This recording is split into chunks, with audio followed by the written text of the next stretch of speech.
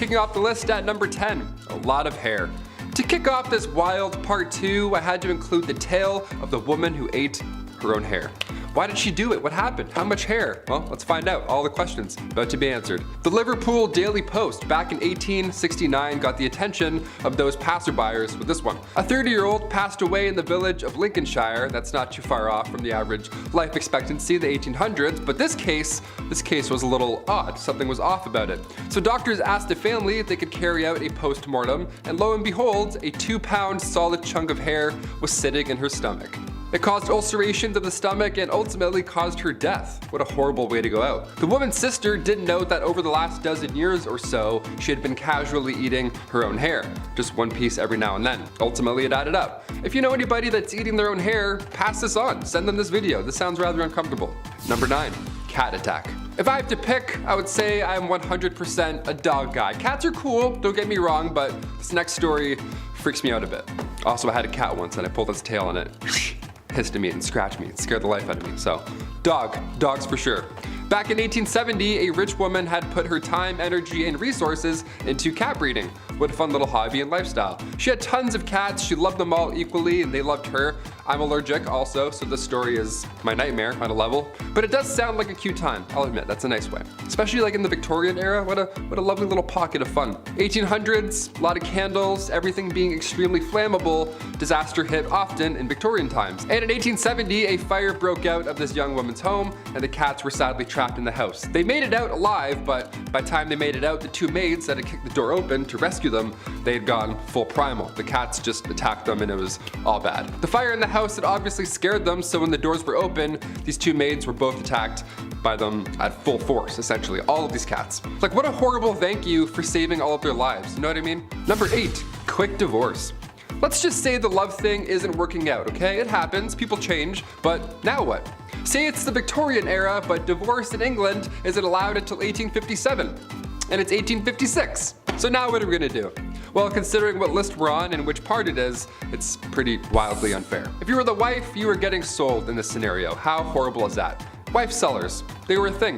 That was a legitimate business. How horrible. Yeah, you were getting sold if you were the wife. How horrible is that? Wife sellers was a legitimate business. There were auctions. Public auctions would be done. You would watch people bid on marrying your wife. At like noon, middle of the day, people are walking by like, oh, do I have any change? Hang on. This is insane. One real sale that happened in 1862 was in Selby. The asking price was a beer. The asking price for this person's wife was 1 pint. Sold, just like that. That's crazy. Sold, drank, now I'm married. That's insane. Other times, most of the time, it was a rather expensive exchange. I feel like there are plenty of cases where this would honestly be the ideal scenario. Just get it done in one day, whatever. Peace. See you again. Bye. You're the worst. Number 7, the Great Famine. We're gonna lean out of wife selling for a hot minute and include the boys for this one. Yeah, come on back in, you're all guilty. The Great Famine took out everybody, not just Victorian women, of course. Back in 1845, potato crop that a lot of the Irish population was relying on was no longer available all of a sudden. A group of microorganisms just wiped them out, just like that, and in result, around 1 million folks died or had to leave. It was draconian law and British ruling that made the exported food hard to reach people that really needed it. So this famine led to Irish independence and anti-union movements. Little fun bit of history I had to include in this one. Number 6, the Brooklyn Theater Stampede. And we're back to absolute horribleness. Here we go. I love the theater. When the pandemic shut down plays, I actually felt pretty sad. I like sitting in full rooms watching a guy in a fake wig monologue about Mozart. Like, that's my ideal Saturday night. That's the best. I don't want that to not be a thing anymore. I love theater. But today we have an obnoxious amount of distractions that can take you out of the experience. Guy's texting, fighting his ex-girlfriend 2 rows ahead of me. I'm trying to watch Joseph in the amazing Technicolor Dreamcoat. I'm like, man, it's not the same anymore. Theater's not the same anymore. Turn off your phone. Throw a tomato at him. It can be distracting. Exit signs can also be pretty distracting. But we need them. We definitely need them. Because in 1876, the Brooklyn Theater caught fire after a single lantern fell over on stage during a performance. This was 1876. Everybody was wearing flammable attire. There aren't emergency exits yet. A fire marshal hadn't come in and counted heads at this point, so it was a disaster. 278 people lost their lives. A monument was put up after the incident. It shook the town. It was absolutely horrible. I read about this and I was like, that's horrible. We got included in. This is a horrible list. Number 5, the hobble skirt.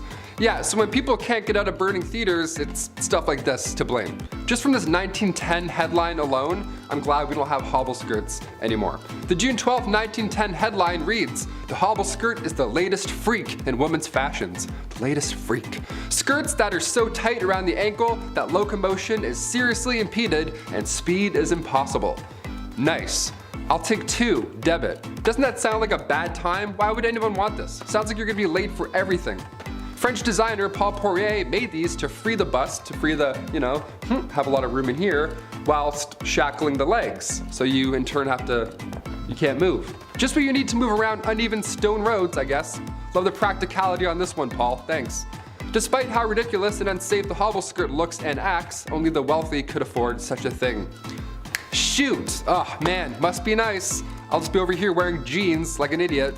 Middle and lower class women wore skirts with slits or buttons so they could, actually walk around. Yeah, what fools. Oh, sorry, you want a button? I don't speak broke, sweetie.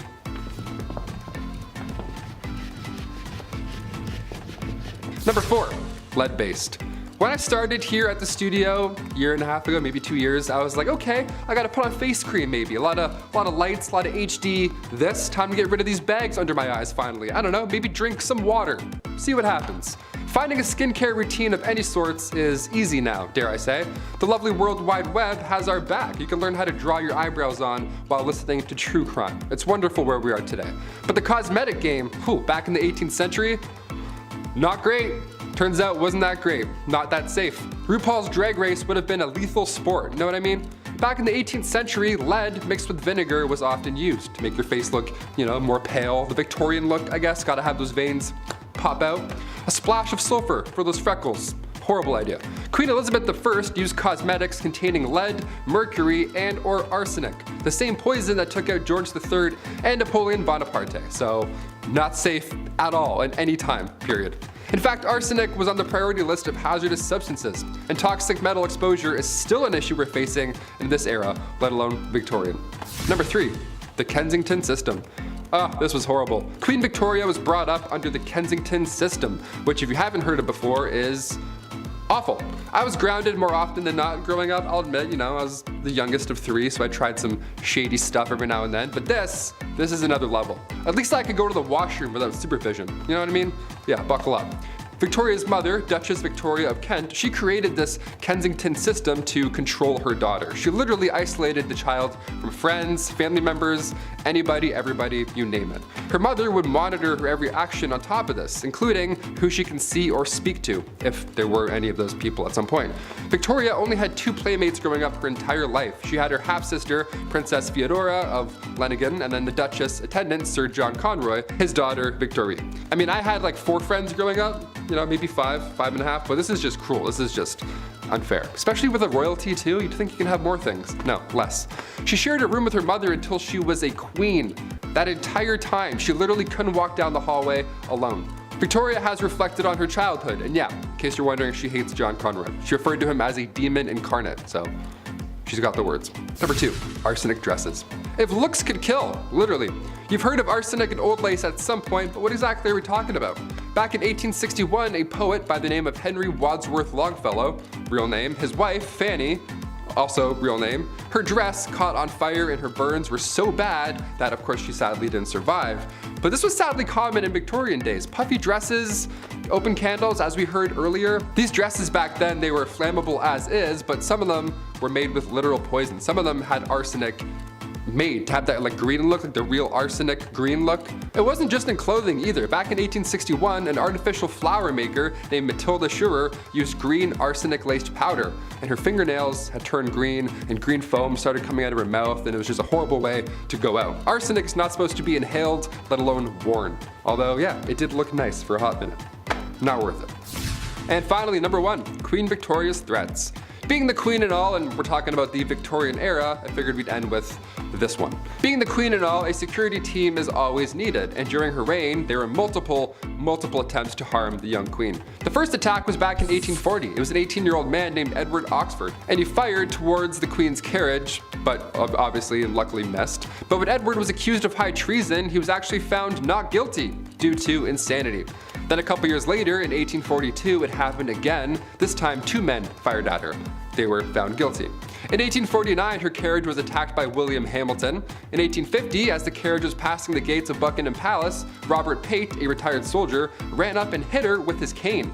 Victoria was okay, thankfully, but of course, she was shook. Then again in 1842, 1849, and 1872, attempt after attempt. But then things got a little worse. If you haven't heard of Boy Jones or anything that happened here, I saved it for last because it's extremely unsettling. A teenager stalked the Queen back in 1838 until 1841. Edward Jones, aka Boy Jones. This guy somehow managed to break into Buckingham Palace more than once. It was some Assassin's Creed type stuff. He just knew some back way, he climbed some window or whatever. The guy just knew a route in, so he would break in and would more often than not just hide under the Queen's sofa. He would sit on her throne sometimes, and one of the worst things ever, he would go through her drawers and go through her clothes and stuff. It was creepy. He would steal her clothes until eventually and thankfully he got caught. Of all the things you can do, of all the crimes you want to commit in the Victorian era, you're gonna go hide under a couch for 5 years?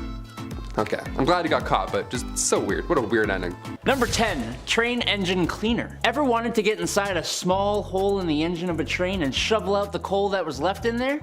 Ever wanted to go underneath a train where you can't fully stand up in the middle of the night and rake out a dusty ash pan, getting all kinds of ash and stuff in your mouth? Perfect!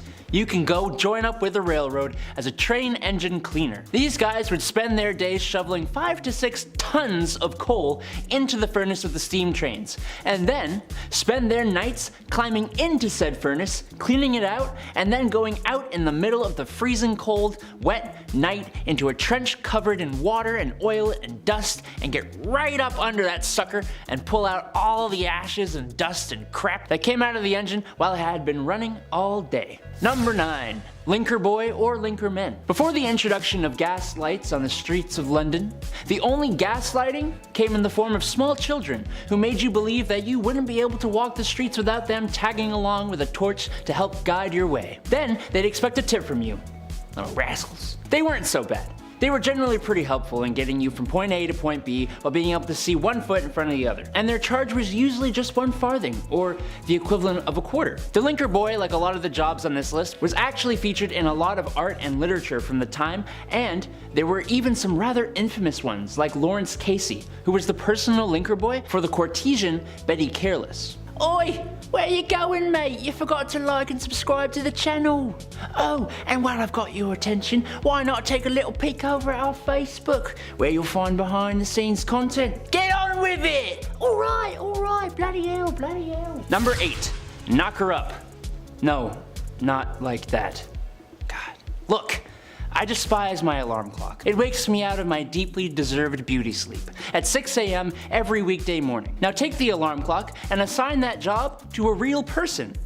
That person is a knocker-up, a person employed to wake up workers at mills and factories on early shifts, going from house to house using a long pole to knock on bedroom windows. In other words, a person employed to become the epitome of all my hatred in this world.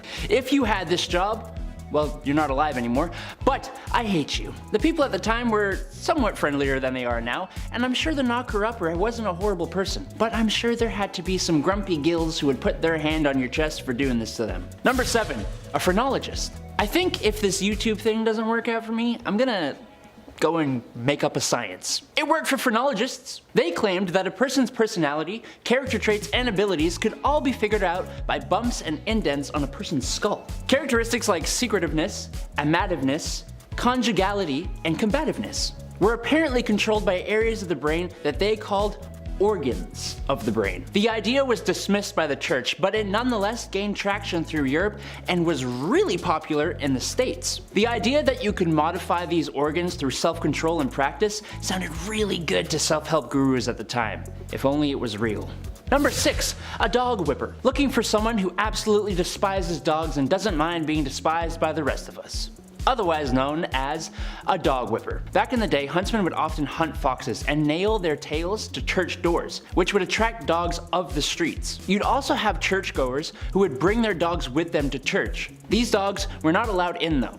so they'd all have to wait outside. You know how dogs are though. They didn't just sit there waiting patiently. I'm sure some good boys and girls did, but more often than not they'd be playing and sometimes fighting, disrupting the church services. Enter the dog whipper, who was armed with tongs to grab a dog and remove it from the church grounds, and a whip that would be used on the loudest of the poor pooches. Number 5. A rat catcher. I know this will make a few of you out there squirm in your seats. Rats in Victorian England were a massive problem. They were everywhere. Every nook and cranny of your house, from the basement to the pipes. There was even an account of them spilling over from royal parks. So of course, where there is a problem, there is a job. Rat catchers were pretty famous throughout the Victorian era and were highly praised in society, but the job wasn't too glamorous. You'd be going into the dark, dirty places where rats would make their homes and catching and often killing thousands of rats a year. Often rat catchers would use other animals like dogs and ferrets to help them hunt down the rats too. I don't know though, gonna be me. Number 4, an upright worker. Upright workers, otherwise known as chimney sweeps, actually started off being children as young as the age of 4. The smaller size of the little kiddos was perfect for fitting inside and climbing up and down chimneys. The little suckers would rub their elbows and knees up against the brick of the chimney so much that they would be scraped raw before callousing. Isn't that lovely? No, it's not. It's horrible. Some children were deliberately underfed to keep them small enough to do the job. Some of them would get permanent lung damage from the dust and smut and smoke from the chimney. Some kids even got stuck in the chimneys. Thank the Lord they eventually passed a law that would make it illegal for anyone under the age of 21 to be a chimney sweep. But even then, 'tis not a profession many would like to have. Number 3, matchstick makers. The idea of a lighter wasn't really a big thing in the Victorian era. They definitely existed, as the first one was invented in 1823, but it was not exactly a portable thing. So matches were your match. The first match was invented in 1805, but it sucked. The first friction-activated match came about in 1826, and they were made with white phosphorus, which is extremely toxic. But they didn't have machines to make these matches. No, it was actually mainly done by teenage girls. And in the worst of conditions too. Forget protective gear. Oh, you want to take your lunch break away from the highly toxic white phosphorus? Oh no. That's right. These girls would have to eat their lunch at their workstations, meaning they would end up ingesting the white phosphorus. Yes, my favorite seasoning. Number 2. Resurrectionists. Back in the day, medical schools who wished to study the human body only really had access to the bodies of criminals who had hit the end of the line. There actually weren't too many of these bodies around, which led to a good price for bodies that were in reasonably good condition, other than being deceased. This wasn't exactly the greatest idea, as now you've created an opportunity for people with no morals or empathy to go and dig up fresh graves, becoming resurrectionists. A cool name for an absolutely god-awful profession, if you could call it that. The problem was bad enough that people would actually guard the graves of their recently deceased loved ones. No one should have to do that. Number 1, night soil man. Alright, if you need me, I'll be depositing my night soil over in the toilet. Poop. Night soil is poop. And the night soilman? Well, you see, before we had real sewer systems, the night soil you deposited at home would go into a lovely hole in the ground. As you can imagine, these would tend to fill up over time, and that's when you have your night soilman come in. Yes, his job was to clear out the poop deposits from houses and cart it away in the middle of the night so nobody in polite society would have to see it. But they were always in business, so that makes the job a little less crappy. Number 10, knocker-upper. Alright, sounds a little different than its actual purpose. Hear me out. Alarm clocks, they're not great, right? They suck, no doubt about it. Now take the alarm clock and assign that job to a real-life person. What does that look like? What does that sound like, rather? At 6 a.m. That person is called a knocker-upper. A person employed solely to wake up workers at mills and factories on those early morning shifts. Now, going from house to house, using a long pole to knock on bedroom windows, that sounds like the best job ever, right? I can't close the list with this one. This is number 10, for sure. It's kind of fun. If you had this job, well, you're probably not alive anymore. I don't know, unless you live in a weird town. The people at the time were a lot friendlier back then than they are now, so, I'm sure the knocker-upper came around today. Be a little different. They'd probably be on World Star the next day. Knocker-uppers back in the day, thank you so much for waking me up. I would have lost $14, thank you. It was a big deal, it was definitely a big deal. Number 9, the linkerman. Before the introduction of gas lights on the streets of London, if you were traveling alone at night, well, you'd probably get lost. Because, yeah, even London now I'd get lost, you know what I mean? So that's where a linkerman would ideally come into play. They'd come in to save your night. What they would do is they would carry with them a torch to help guide your way home. They'd be like, hey, follow me, I know these streets, and then you do it, I guess. It's a little scary. At the end of this impromptu tour, they'd of course expect a little tip from you. Of course, thank you for lighting my path and getting me home. Cheers. Here's 1 nickel. It's actually a lot back then. Here's 1 penny. There we go. They weren't so bad. They were generally pretty helpful in getting you from point A to B, whilst also being able to see 1 foot in front of the other. That doesn't hurt, especially in Victorian London. You get to step on a dirty rat. That'll be gross. It's like a friend walking you home, only you don't know them. And it's the Victorian era, so probably pretty unsafe. 50-50 if you're gonna make it. And their charge was usually 1 farthing or the equivalent of a quarter. The linkerman, like a lot of the jobs on this list, was actually featured in a lot of art and literature from that era. And there were even a couple famous linkermen, famous linkermans, like Lawrence Casey, for example, who was the personal linker boy for the courtesan Betty Careless. Imagine that, your arm must be so strong with that lamp all day. Ooh, it's just like, oh, I can't put it down. Number 8, ghost photography. 1800s ghost photography. Apparently it was a theme or a vibe, I don't know, but there were people that would take the photos of these ghosts. So at one point you would be hired as a professional ghost photographer. On paper, here's your tax returns, that's what I did. The camera, of course, was a hot new invention back then, so tales of ghost and spirit were easily believed, especially when you have a photo of a see-through woman. That probably helps sell your tale for sure. Like, ah, here she is. It's like, that's mom. That's definitely not, you just did that in the back room. I don't believe you. A big name in the ghost game was that of William Thomas Stead. He was born in 1849, so now he's for sure a ghost. Stead was the son of a Congregationalist minister, and at the age of 22, he was appointed as editor of the Northern Echo, which was a regional newspaper in Darlington. Yeah, this British medium, Richard Borsonal, featured a photo of W.T. Stead and a spirit.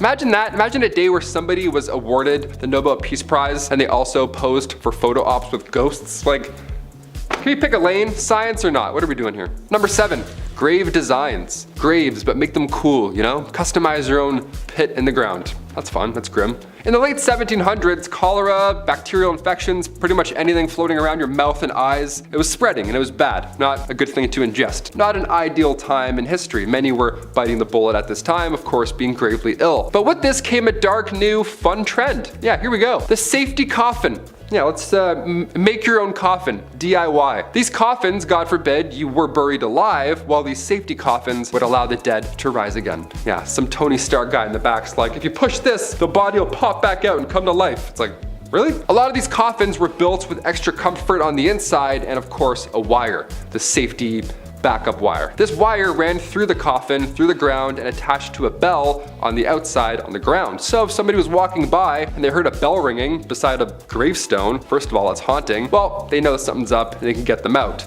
But folks would get creative with their safety coffins. They would ask the inventor to make them crazy things, like a man named Robert Robinson from Manchester. He had some odd requests. He passed away in 1791, but he instructed his family and watchmen to open the special door on his coffin after he passed. The special door would reveal a layer of glass.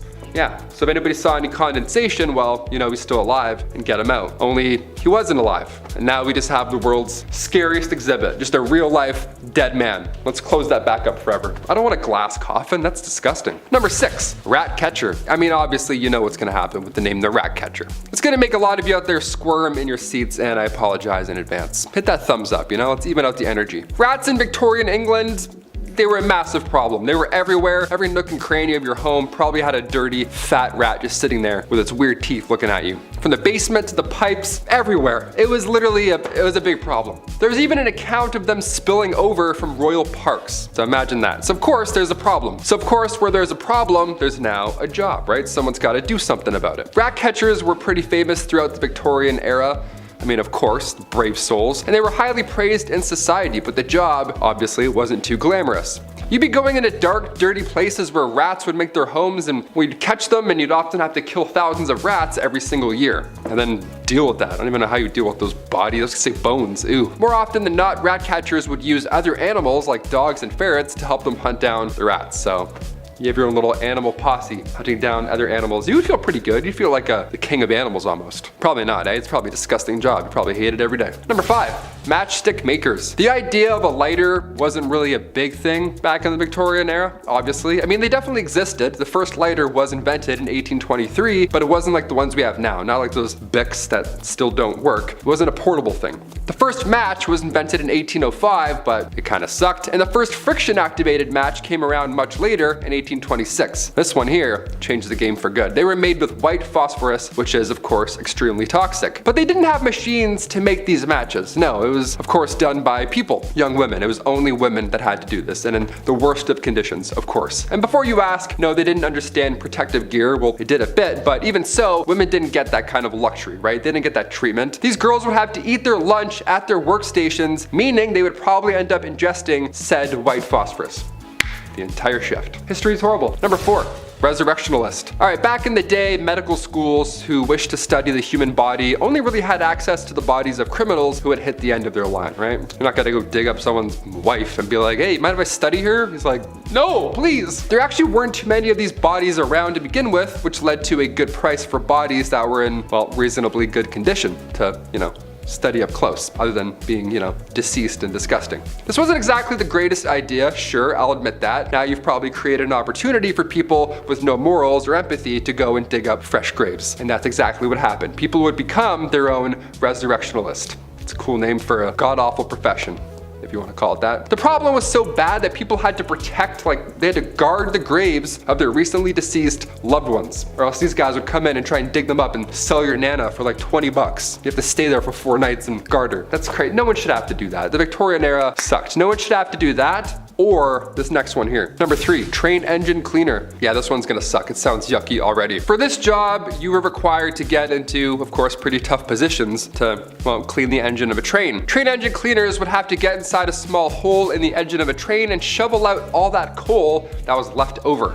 Yeah, as if shoveling the coal in wasn't bad enough, now some guy's gotta crawl under and shovel it all out. Nope. They go underneath the train with a dusty ash pan and they work away all day long and nights. These guys would spend their days shoveling 5 to 6 tons of coal into the furnace of the steam trains and then spend their nights climbing into the same furnace to clean it out. Every time I watch the Polar Express, it's always so magical, it's always a great time. But even on the Polar Express, there's a guy shoveling coal all night long on Christmas Eve. You know what I mean? That's how bad this job is. Magic can't even save it. Couldn't even picture a worse job to have with this goofy back. Imagine that. Imagine me doing this all day. No way. I'm gonna make it 1 week. Number 2, funeral mute.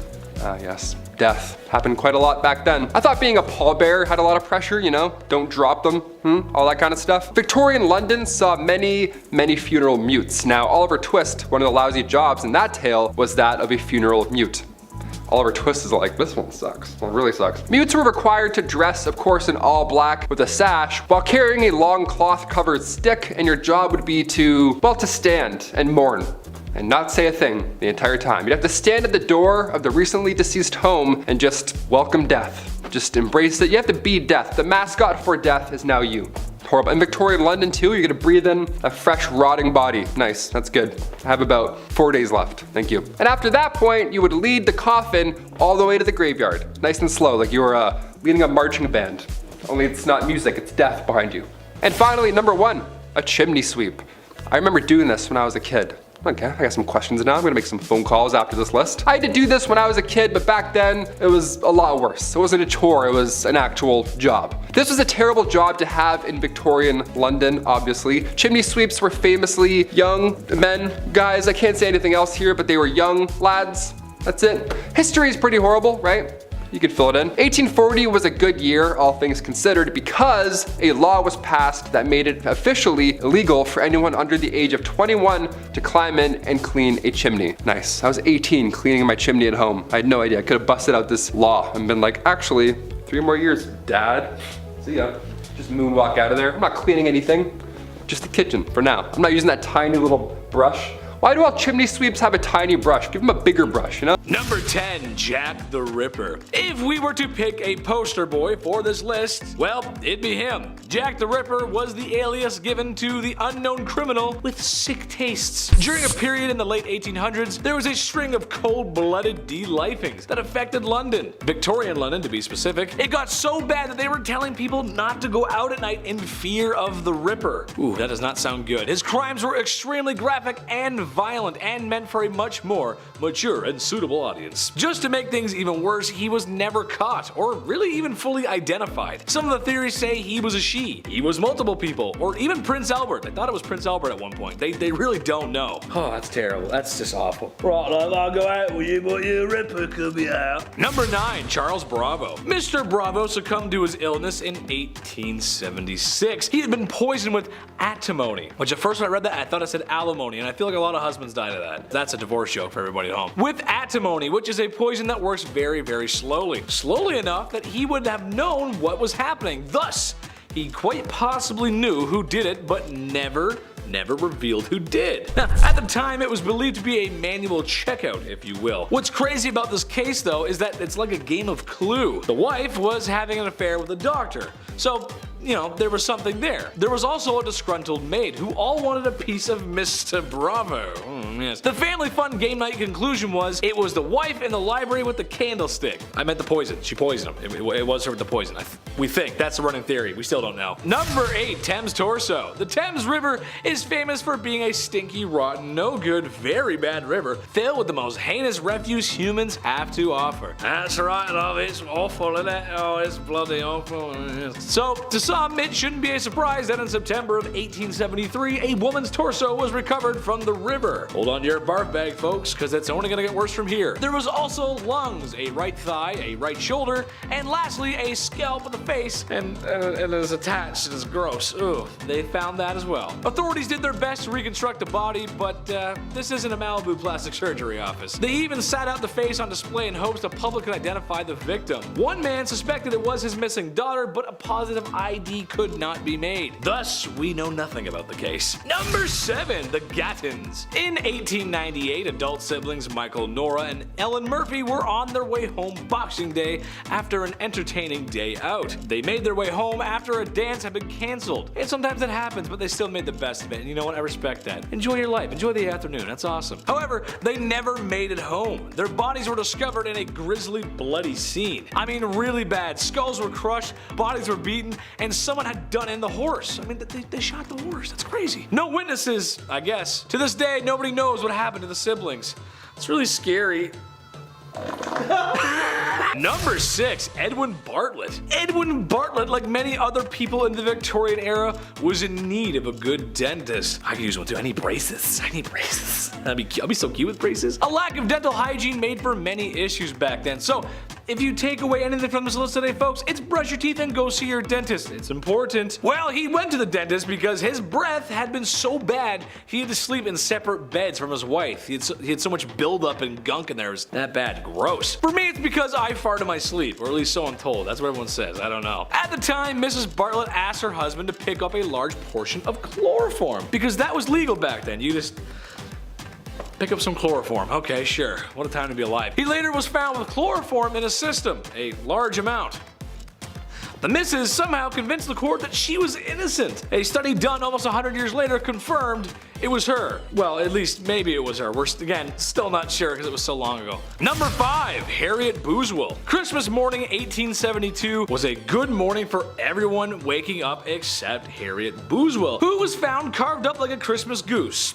Oh god. The night before, she had attended a fancy Christmas ball, as you do back then, and she was seen leaving with a well-dressed, handsome man, a foreigner, most likely German, as witnesses report. She was found the next day with multiple lacerations, and yeah, it wasn't pretty. The police eventually followed a trail of evidence to a German man in South America, but because of the man's pleasant demeanor and solid alibi, he was dropped as a suspect, even though his maid claims of cleaning a bloody handkerchief that night of her passing. No one else was ever arrested for the crime, and that was the end of that one. Oh yes, the bloody handkerchief, yes, that was That was my brother. I had nothing to do with that. Yeah, it was not me. Sorry. Number 4, Elizabeth Jackson. Surprise, surprise. Another mangled corpse was found in the River Thames.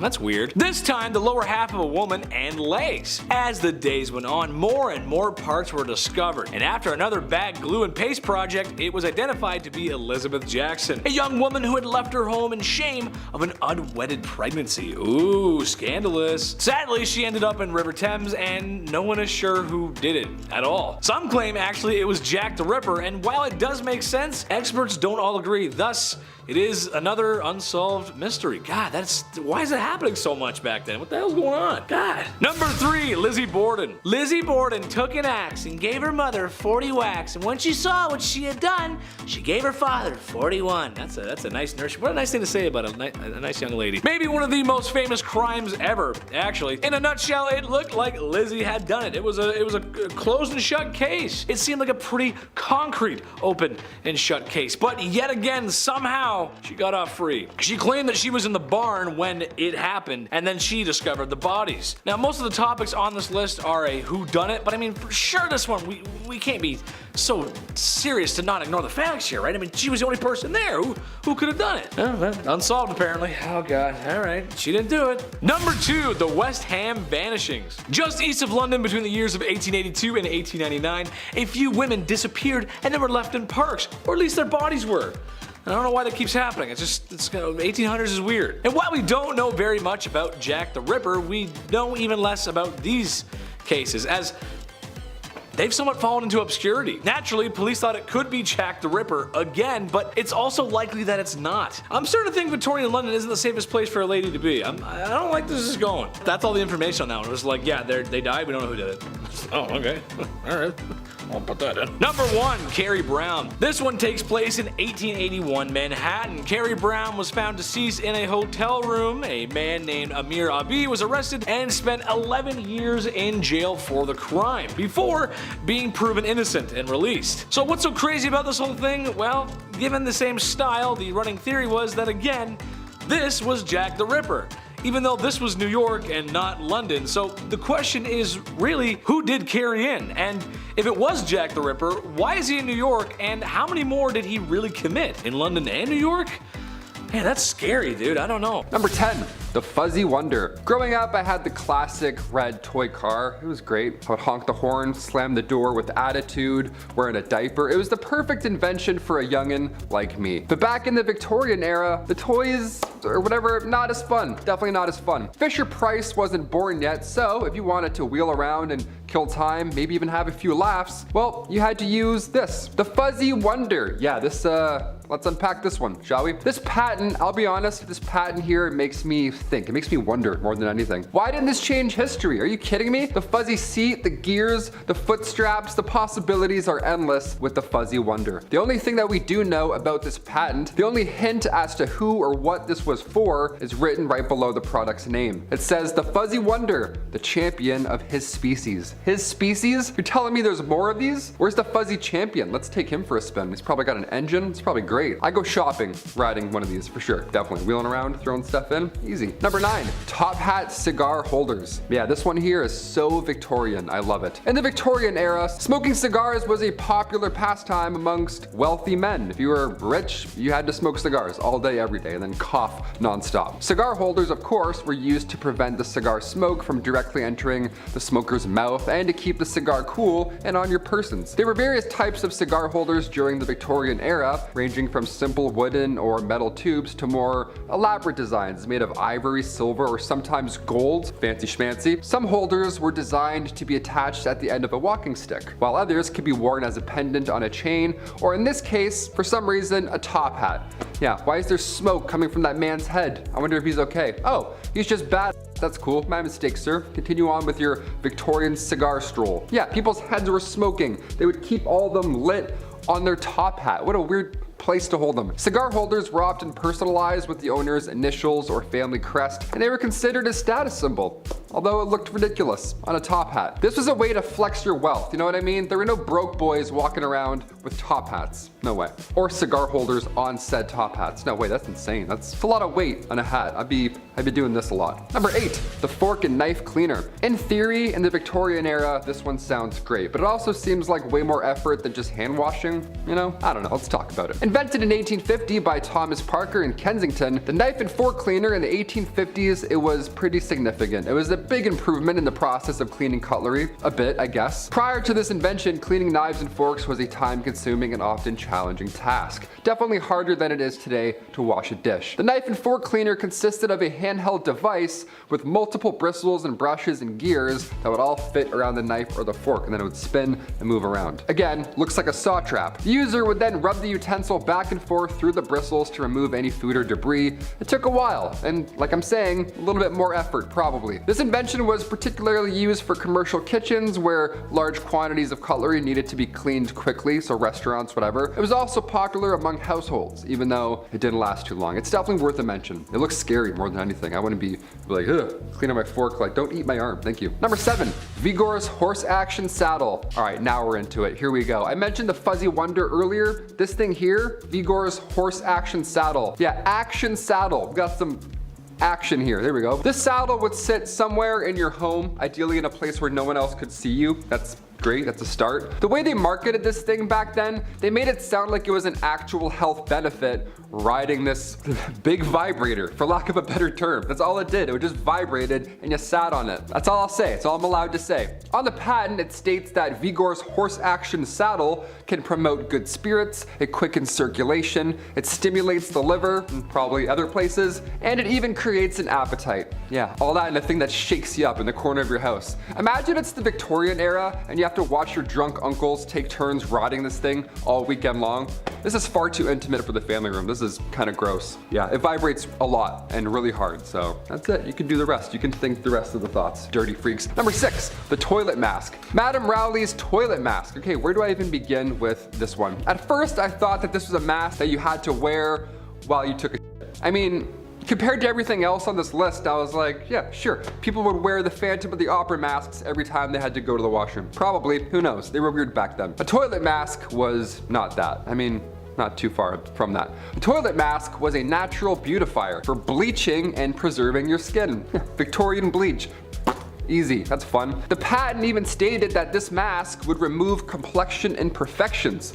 Complexion imperfections, see you later. Huh, what a treat. How lucky are we? All you have to do is wear this mask 3 times a week. For how long? I don't know, doesn't say. Just feel it out, I guess. Just feel out the bleach. Turns out lead cosmetics pasted onto a mask and bleach, turns out it was not beneficial for your health at all. Who knew? Not me. Yes, let me put on my bleach mask before, well, I can't breathe or see anymore. Never mind, I'm gonna stop wearing that. Number 5. Automatic smoking machines. When I read about this, I actually laughed my ass off for like a minute straight. I get some of these inventions, or where these inventions were trying to go. Like an indoor saddle, sure, that's fun, I guess, if you want it to be. The mask at the time was thought to have beauty benefits. The automatic smoking machine was all bad. I don't see any good thing about this thing. It's not even designed well. It looks like shit in the corner. It was just a machine that smoked all of your cigarettes. Yeah, it smoked them automatically and then blew the smoke all over your curtains. What a great invention. Nice, 10 out of 10. Gonna review that. What a perfect addition to the family. This thing, first of all, was not small. It was not petite. It looked like a saw trap placed in the corner. It was so Victorian and scary looking. There's gears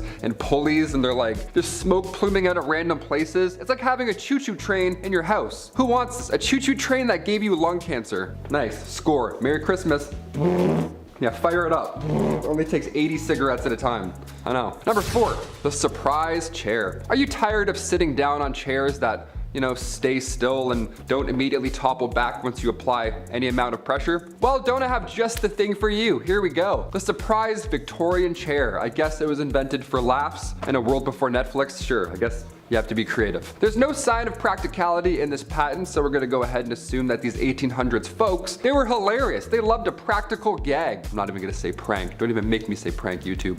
Not saying the P word. The patent shows the exact science here and what it takes to surprise your guest and then have them topple to the ground. I go, ah ha ha, then you bring them back up and then give them the real chair. This is a prank gift, and if we've learned anything in time, getting prank gifts, it only works once. So once you get your pal to take a topple in the 1800s, you would then have to store this heavy, antique, horrible looking heavy chair somewhere in your home and then bring the real chair back. Again, it sounds like way too much effort for a very low payoff. Imagine that, 400-pound chair. They're like, eh, gotcha.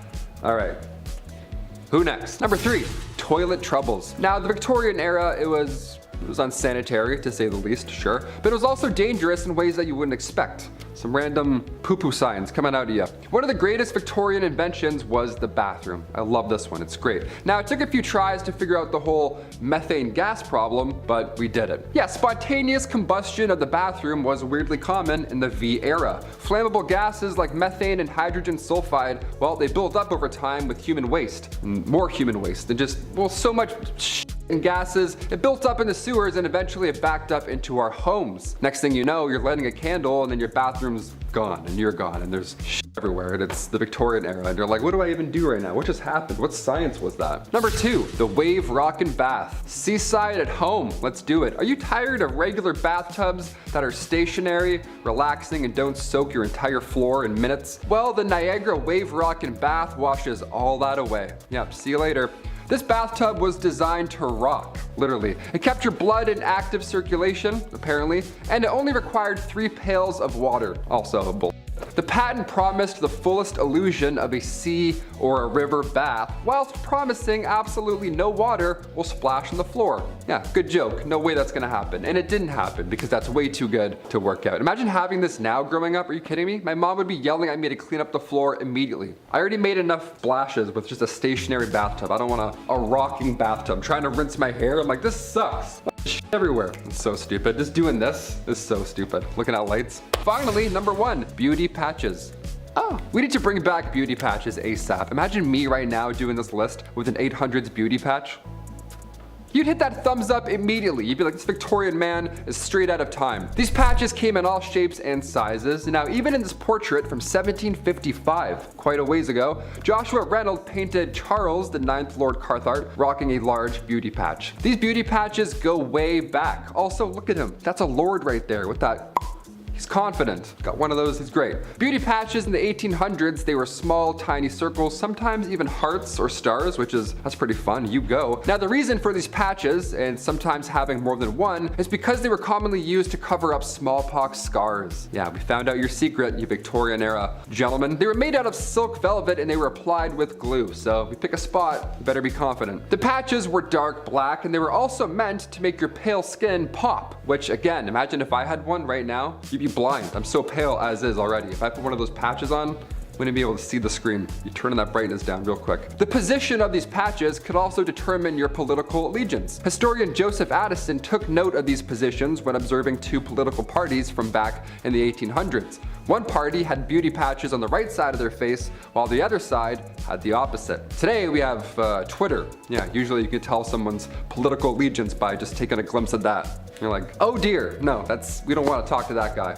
He's a right patch kind of guy. Getting us started at number 10 is top hats. A top hat is an iconic image. You can see them in old black and white movies or on logos such as Mr. Peanut. But why were top hats created and why were they so trendy? Well, there's multiple reasons actually. Men and women were already wearing hats and bonnets to protect their heads from rain, wind, and the soot from local smokestacks. As a result, hats were already quite a trendy wear. However, the true reason for its popularity is what it represented. The top hat quickly became symbolic of status, power, and masculinity. From 1850 to 1900, men wore top hats for business, pleasure, and formal occasions. Certain colors were even associated with certain times of day. For example, a black top hat was for day or night, making its wearer feel taller, more handsome, even suave. Some were even reported to be a height of 12 to 14 inches tall. Top hats, amongst other hats of this era, also required ridiculous upkeep, such as being brushed, boiled regularly, powdered, etc. They also tend to contain mercury poison. As time progressed, West, we found other ways to overcompensate as well as accessorize our heads, so it's easier to see why the top hat never made a comeback. Number 9 in the countdown is women and their flirty fans. When you see a gentleman caller across the room, you may want to send him a hint that you're picking up the vibe that his top hat is putting out. What better way than subliminal messaging with an item you're already carrying? In Victorian times, women carried fans due to fainting spells, which were really just the result of their excessively tight and heavy garments, something we'll cover later in the video. In 1827, a fan maker from Paris, Dovelroy, published a leaflet explaining the language behind the uses of a fan. Some examples were twirling the fan in the right hand meant that I love another. Meanwhile, drawing the fan across the cheek told someone special that I love you. A fan half opened and pressed to the lips gave permission for a kiss. However, it is rumored that the less romantic truth is that the fan etiquette, such as Dovelroy's leaflet, was invented in order to boost the sales of fans in the 19th century after they had fallen out of fashion following the French Revolution. Irregardless of rumors, it appears in olden times some people were using fans to get hot rather than cool down. Speaking of keeping it cool, next in our countdown at number 8 is bottomless underwear. While showing a bit of ankle may have made you a harlot, in the Victorian era every woman was walking around with crotchless undergarments. But these strange underoos were invented with a justified purpose. Due to the amount of fabric layers, steel crinolines, and tight bodices and dresses, women of the era didn't really have time to spend an hour undressing before nature calls. By creating undergarments that had holes aligned with the wearer's groin, a woman's only mission would be to hoist up as many layers as she could before popping a squat. Don't be fooled, however, that wasn't exactly easy either. Some of you may wonder what happened if Aunt Flo paid a visit while a woman was wearing an open bottom undergarment. Well, in Victorian times, menstruation hygiene was perceived very different and women quite literally let it flow. If you want to learn more, search that one up on your own. As fashion evolved and women wore fewer and lighter clothes in the early 20th century, pulling down undergarments from underneath bustles and cages was no longer a nightmare, so the crotchless undergarment was soon abandoned once more. But now it does make sense why everyone loved the high-kicking can-can dancers in 19th century Paris. Morning garb, and I don't mean pajamas, is number 7 in our countdown. Known as the monarch of mourning, Queen Victoria influenced how grieving women dressed and behaved in Europe and the United States after the passing of her husband in 1861. She famously mourned him for 40 years until her own demise, and started what's now known as the Victorian mourning etiquette. Victorian mourning etiquette came with elaborate rituals to commemorate their dead. It became normal to have incredibly elaborate and lavish funerals, curtail social behavior, and even erect statues and ornate monuments as tombstones. Mourning clothes were part of this, and they were introduced for both sexes. Set to show a family's outward display of their inner feelings after the passing of a loved one, the rules for who wore what and for how long were complicated and often outlined in popular journals or household manuals. Call that a mourner's magazine. Jokes aside, men definitely had it a lot easier. They simply wore their usual dark suits along with black gloves, hat bands, cravats, or ties. For women, especially should she be a widow, there were different levels of mourning and garb to wear as you progressed out of deep mourning and into lighter mourning and so forth. Deep mourning was of course black, but also made specifically was a crepe styling, a scratchy silk with a puffed, crimped appearance associated with mourning as it doesn't pair with any other clothing. Right. The mourner would eventually stop donning the crepe and then stop donning black. This was called slightening the mourning, before cloth colors eventually moved on to gray, mauve, then white, until the mourning period was considered complete. Number 6 in our countdown is the human hair wearers. Fun because it rhymes, but creepy for a whole slew of reasons. So, what do I mean by human hair wearers? Well, it was a tradition in Victorian era to don jewelry that had segments of human hair embossed, woven, or sealed into it. But for many Victorian people, the amount of hair involved in remembering loved ones went far beyond a little lock in a necklace. In stores and women's magazines, you could find patterns for wreaths made of hair and wire, often floral designs. Bracelets, brooches, earrings, and necklaces were also all very common. In its prime, human hair jewelry and decor was considered incredibly fashionable. It's even said that swapping locks of hair was a love token between women-loving women or friends, the way that girls today might wear friendship bracelets with each other. I guess if you need a trim and you were already late on a birthday gift, you could really just kill 2 birds with 1 stone. Number 5 in the countdown is all about buggy dresses. The wealthy Victorians were very into the grandeur, looking to feed a fascination with culture especially. Beetle wing embroidery was at a peak of fame in the 18th century India, and was quickly appropriated by English visitors while military occupiers occupied the country from 1858 to 1947. Elytra, which is the hard casing over a beetle's wing, first appeared on dresses and experienced their first burst of popularity in England by the 1820s, though English women in India had likely been donning it since at least the 1780s. Material used was often white or other pale colors to help augment the reflective green tones of the beetle wing. This visual was made possible when elytra was paired with zardozi, a gold embroidery style often done on colored cottons or silks. Victorians at least didn't appropriate everything about the art form. They made patterns and styles of their own for the dresses. Elytra was sewn onto the gowns in an imitation of live beetle patterns, a reflection of Victorian interest in naturalism and zoology. Not sure why anyone wants to look like they have live bugs crawling on them, but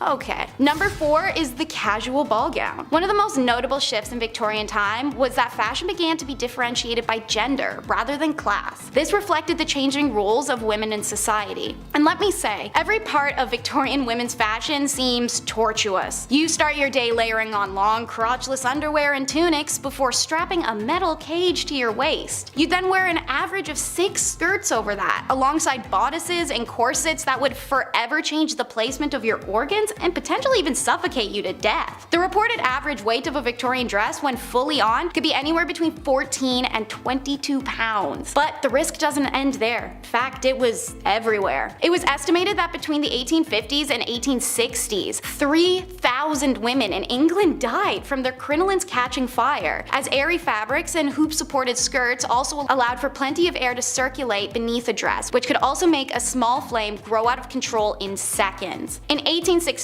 the New York Times reported that 40,000 women worldwide perished from dress-related fires. Another common occurrence was to see them pulled into machinery after walking too close and having some of the skirts catch in exposed parts. Yikes. It's no wonder that the large ball gown crinolines phased out in the late 1800s, but then bustles came in and they were worse in different ways. While more practical as it was slim on the sides and the front, it required women to sacrifice movement and comfort in order to achieve a fashionable shape like the corset did. They began to alter women's spines, ribs, and organs over time, as they required women to twist their bodies completely in order to be able to sit down. Overall, while movies and TV may make these beautiful gowns seem whimsical and ethereal, they truly were just death traps. Number 3 in the countdown is bird-brained. I enjoy my puns, but there's a reason for that one. This trend was started by the notorious Marie Antoinette, a rebel in the French courts for her outlandish fashion and accessories. Amongst her pile of powdered curls, Marie was often seen with feathered caps and bonnets. While this look became an envy for women across America and Europe, the trend did struggle to take off initially, as much of the aristocracy was perturbed by it. However, a trend is a trend, and eventually the English society was persuaded. They donned mainly ostrich, pheasant, or peacock feathers at first. Eventually entire songbirds were stuffed after their death and adorned these hats. By the late 1800s, the plume trade had decimated several species of birds, including flamingos, birds of paradise, and rosy spoonbirds. Topping the endangered list were the snowy and great egrets, as at one point their pure white feathers were worth more than gold. Promoters of the feather trade knew what they were doing and also knew that the public didn't understand the carnage that their fashion was sieging on these animals. They held that wearing feathers and whole birds brought city dwellers closer to nature, that it improved people's awareness and knowledge of bird species. Thankfully, it's due to the inevitable public awareness and then disapproval that bird hat sales diminished and went out of trend altogether. Number 2 slot in the countdown is Paris green. It seemed Parisian aristocracy had a chokehold on the globe with their trends. It's believed Empress Eugenie was to have worn a dress so stunning at the Paris Opera one evening in 1864 that it was featured in newspapers globally the next day. It was a deep yet vibrant green, one rumored to almost glow in darkness. The green of Paris quickly became the hue of the social elite. So, how was Paris green made, and why was it so dangerous? The color was discovered when chemists combined copper and arsenic poison. The result was a dye brighter than all the other greens available on the market. Copper wasn't what gave this color its iconic nickname, however. Arsenic is a highly hazardous substance that causes skin sores, vomiting, diarrhea, and in some circumstances cancers or death, as we know now. But they didn't. When factory workers' arms and hands began to wilt away from sores and decay that could only be connected to the dye, French and German governments enacted legislation prohibiting the production of arsenic-based pigments. It's the right thing to do. Meanwhile, the British government mainly ignored them. Even when Matilda Schrewer famously died of arsenic poisoning with the whites of her eyes stained green from her working in factories. This was deemed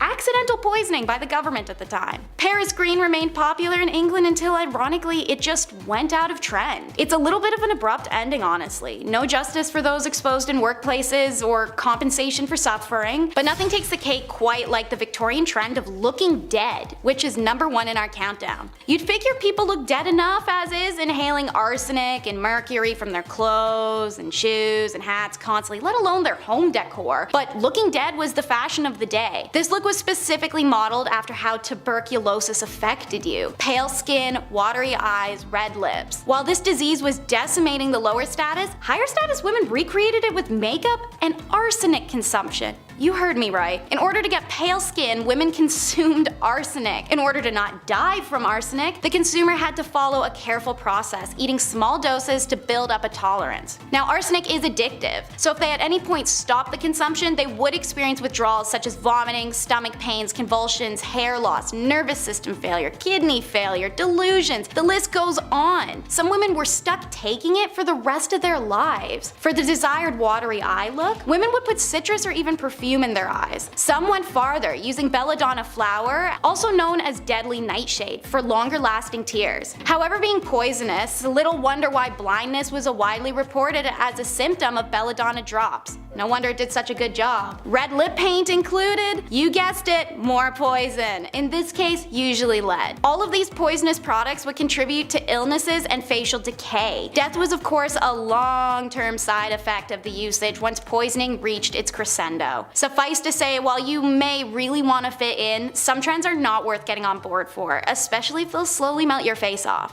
Number 10. No calling, no gifts. This is a time in history when men were told to be gentlemen and women told to be ladies. Naturally, that came with some weird social practices. For instance, women were discouraged from accepting gifts from men. Personally, I like to give my girlfriend flowers and chocolate. I'm a classic guy, what can I say? Can't go wrong with that.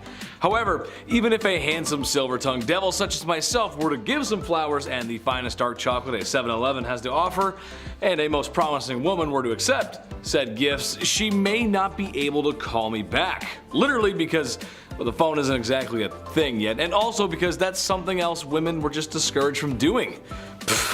Call on a man? No way, Jose, even if he is super nice and waiting for a genuine response. One etiquette guidebook from 1882 called any woman who calls on a man ill-bred and positively improper to do so. I like when people give me flowers and chocolate. Maybe call me sometimes, I'm a little lonely. Number 9. Act like a lady. How dare ladies do anything unladylike? Ugh, said every man ever in the Victorian era. This is a time in history when ladies gotta be ladylike. That means makeup, corsets, and don't you dare do anything masculine. Oh, that's me angry. This is still a time when food isn't the greatest either, so imagine if you got an upset tummy at the dinner table. Happens to me a lot. You've got a handsome prince that your parents have arranged for you to marry. When you go to greet him, you do it with a simple gesture, as kneeling to curtsy could turn your linens a certain shade of embarrassment that 1800 stain cleaning technology could never wash away. You'd poop yourself. Where's Billy Mays when you need him, right? How dare a woman do such things as go number 2, or even worse, break wind? Oh, the nerve. That's just the way it went, folks. I don't make the rules. Number 8. Charged with love. Naturally, this was the past, and not being open to homosexuality was just the way it was. Especially when tucking yourself into bed at night alone wasn't allowed either. Homosexuality just wasn't gonna happen. They just weren't gonna be approved of it. It's just how it goes. It sucks. However, it's almost as if there's been love on this earth since day one, and to stop that kind of love, it's just silly, man. Wherever I go, everyone is welcome on this channel, or my Twitch. Chetty loves everyone, because in reality, this is a time period where you could wind up in jail for that kind of love. And as Austin Powers would say, that's just not very groovy, baby, yeah. Strangely enough, homosexual relationships between women might have been completely overlooked, as they were sometimes mistaken for women being friends. Yeah, I know. Some women even lived together, but given that they probably needed each other for financial support, people just kind of thought that's how it went, and they ignored it. It's like they live together, and you start putting the pieces together, and it's like, you know, I don't know, something weird going on there. But love everybody, come on, be nice. Number 7, a good thing. If I'm talking about medieval times, there's a good chance I'm gonna bring up the super not cool, not fun, do not condone or support the behavior of marrying a woman at the age of 12. Yucky. In part 1, I mentioned that there was a ton of corners and streets being worked by the only other job besides street cleaners at 3 a.m. by women. However, after venereal disease was becoming a serious issue, it was getting pretty bad. It was becoming clear that a lot of people who were getting sick were young women, like 11 to 16 age group. Ooh. Which I shouldn't have to tell you is bad. That's pretty bad, dude. When I was 16, I was rocking Black Ops 2, hanging out with my buddies, and partying hard in the summer. I got a lot of good stories, maybe I'll share them one day. Catching all that nasty stuff is no way to spend your youth, so thank God the government changed the age of consent to 16 years old, which I know is not a solution for everything that was going on, but it was a small step forward in the right direction. That's what we like, good history moving forward. We like that, Chetty likes. Number 6, the seamstress. Being that the Industrial Revolution had started and business was booming, people needed to travel for business, or more specifically, men needed to travel for business, which means they gotta be away from their wives, and that means they are away from the very thing we're talking about today, bedroom stuff. How did men solve this issue? Well, there was no shortage of ladies roaming street corners to aid in that matter. However, there's an option with a little less syphilis. There were aids or early blow-up dolls called travel ladies. Strangely enough, it was stored in a gentleman's hat.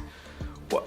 That's so wrong. Once it was ready to be used, it was inflated and reassembled. This is a quote from an ad from one of the products. It is inflated to the essential part of the woman wanted by a man.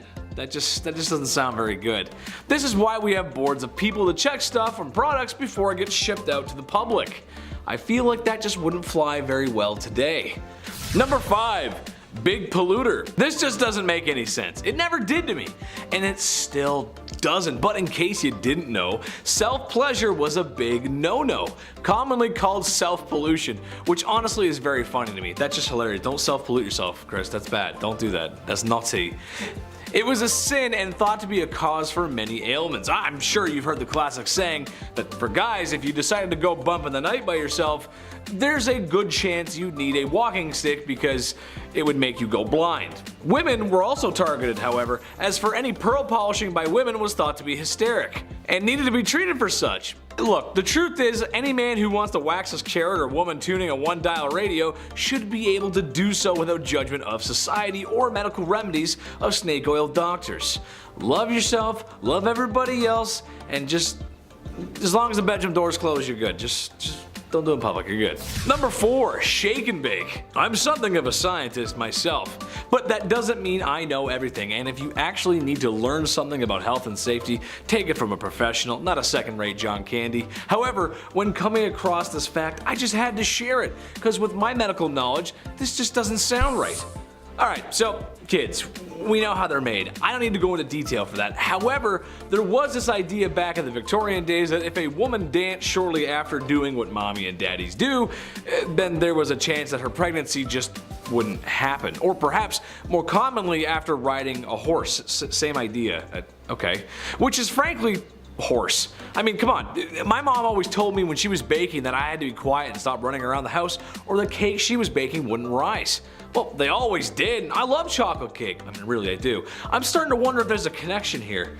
I was a rowdy kid. Number 3, the Kensington system. Poor Queen Victoria. I know this is kind of a stretch, but it relates back to the whole mistreating women thing. But basically, it was something implemented in order to control the young royal, make her dependent on her mother, whom she was not allowed to be without. Basically, modern day strict parents. Now, all the kids watching right now, or all the kids who've grown up, how well did that parenting work? Let us know in the comments. I'm willing to bet it created a little bit of a divide between parent and child. Am I right? That's exactly what happened with Queen Victoria. Shouldn't be surprised, really. Being a parent is tough. I get that, but squeeze too hard and the sand falls through the cracks of your hand. Victoria wasn't even allowed an hour to herself, and I don't care who you are, no matter how charismatic or bubbly, Everybody needs some alone time. Number 2, a healthy breakfast. Okay, not Victorian London, but this is just too funny not to mention, and it's around the same time period, very close. As the great minds of the time thought, self-pollution was a big no-no, and the reason for these urges was often related to food. Some thought eating meat would make you down bad, so a man named John Harvey Kellogg, you might have heard of him, aimed to cure the sickness of self-love. What if a man had a delicious, nutritious meal to eat, especially at the start of his day? Cornflakes by Kellogg's, the very same cereal that's probably sitting on top of your fridge, yeah, was partially originally designed to stop you from feeling those carnal urges. Now, not sure if that works. I mean, go ahead and tell me how you feel after eating a bowl of that. I had one this morning. I feel fine. I don't feel any different at all. I mean, I'm just, well, not really feeling the same about Pam Anderson anymore though. Number 1, rising action. This could get some married couples into some trouble if they're watching, so sorry. It's gonna be hard to talk about this without saying it because YouTube will send a stern letter if I do, but here it goes. The deed was not considered done unless both parties had signed off on it, had their toes curled, reaching the peak, your magnum opus, the way I feel when I eat at McDonald's, DEFCON 1, or simply mispronouncing organisms in health class. I feel like once you're involved, you're involved. And to me, that's a done deal. You can't really reverse it from that point on, regardless of any of my euphemisms. But that's what they thought. They thought if you both didn't climb that mountain together, it didn't happen. Because science. Kicking off the list at number 10, skincare routines.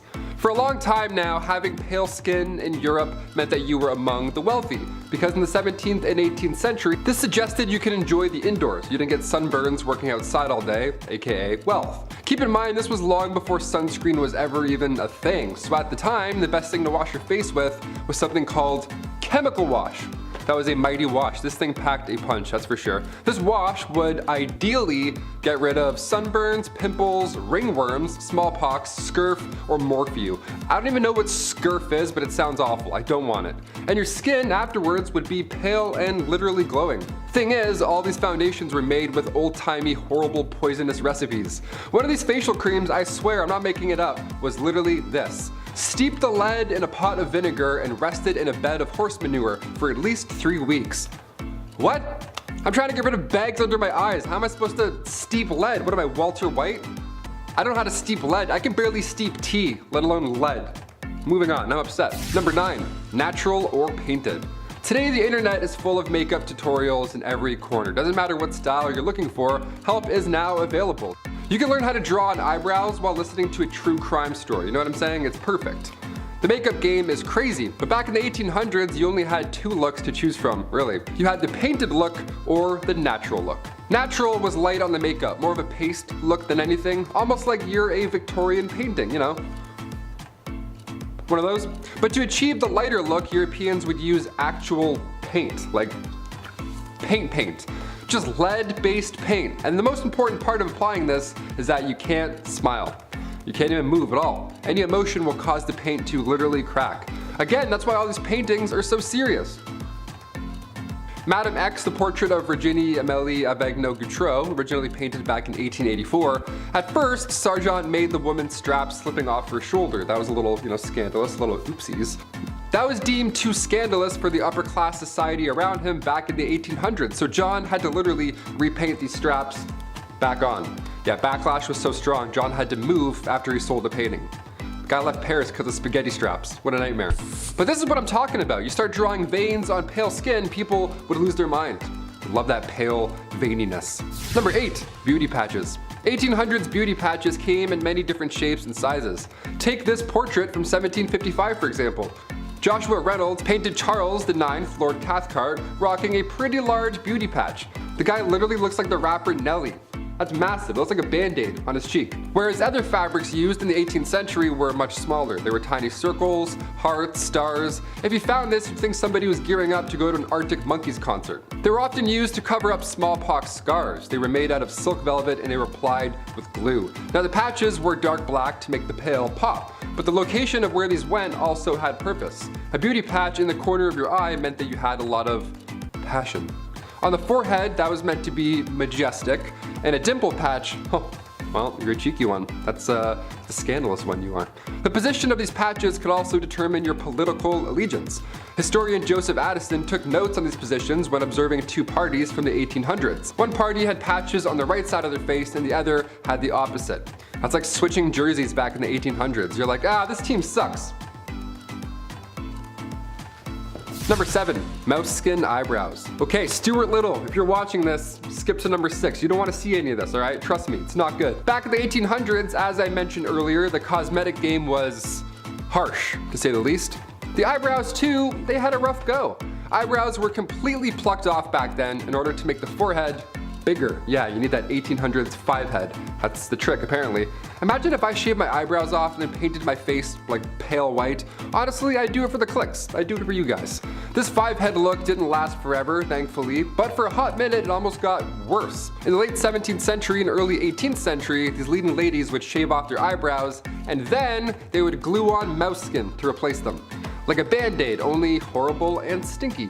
Since their face was freshly painted and the glue game was weak, they would have one shot only to stick these puppies on.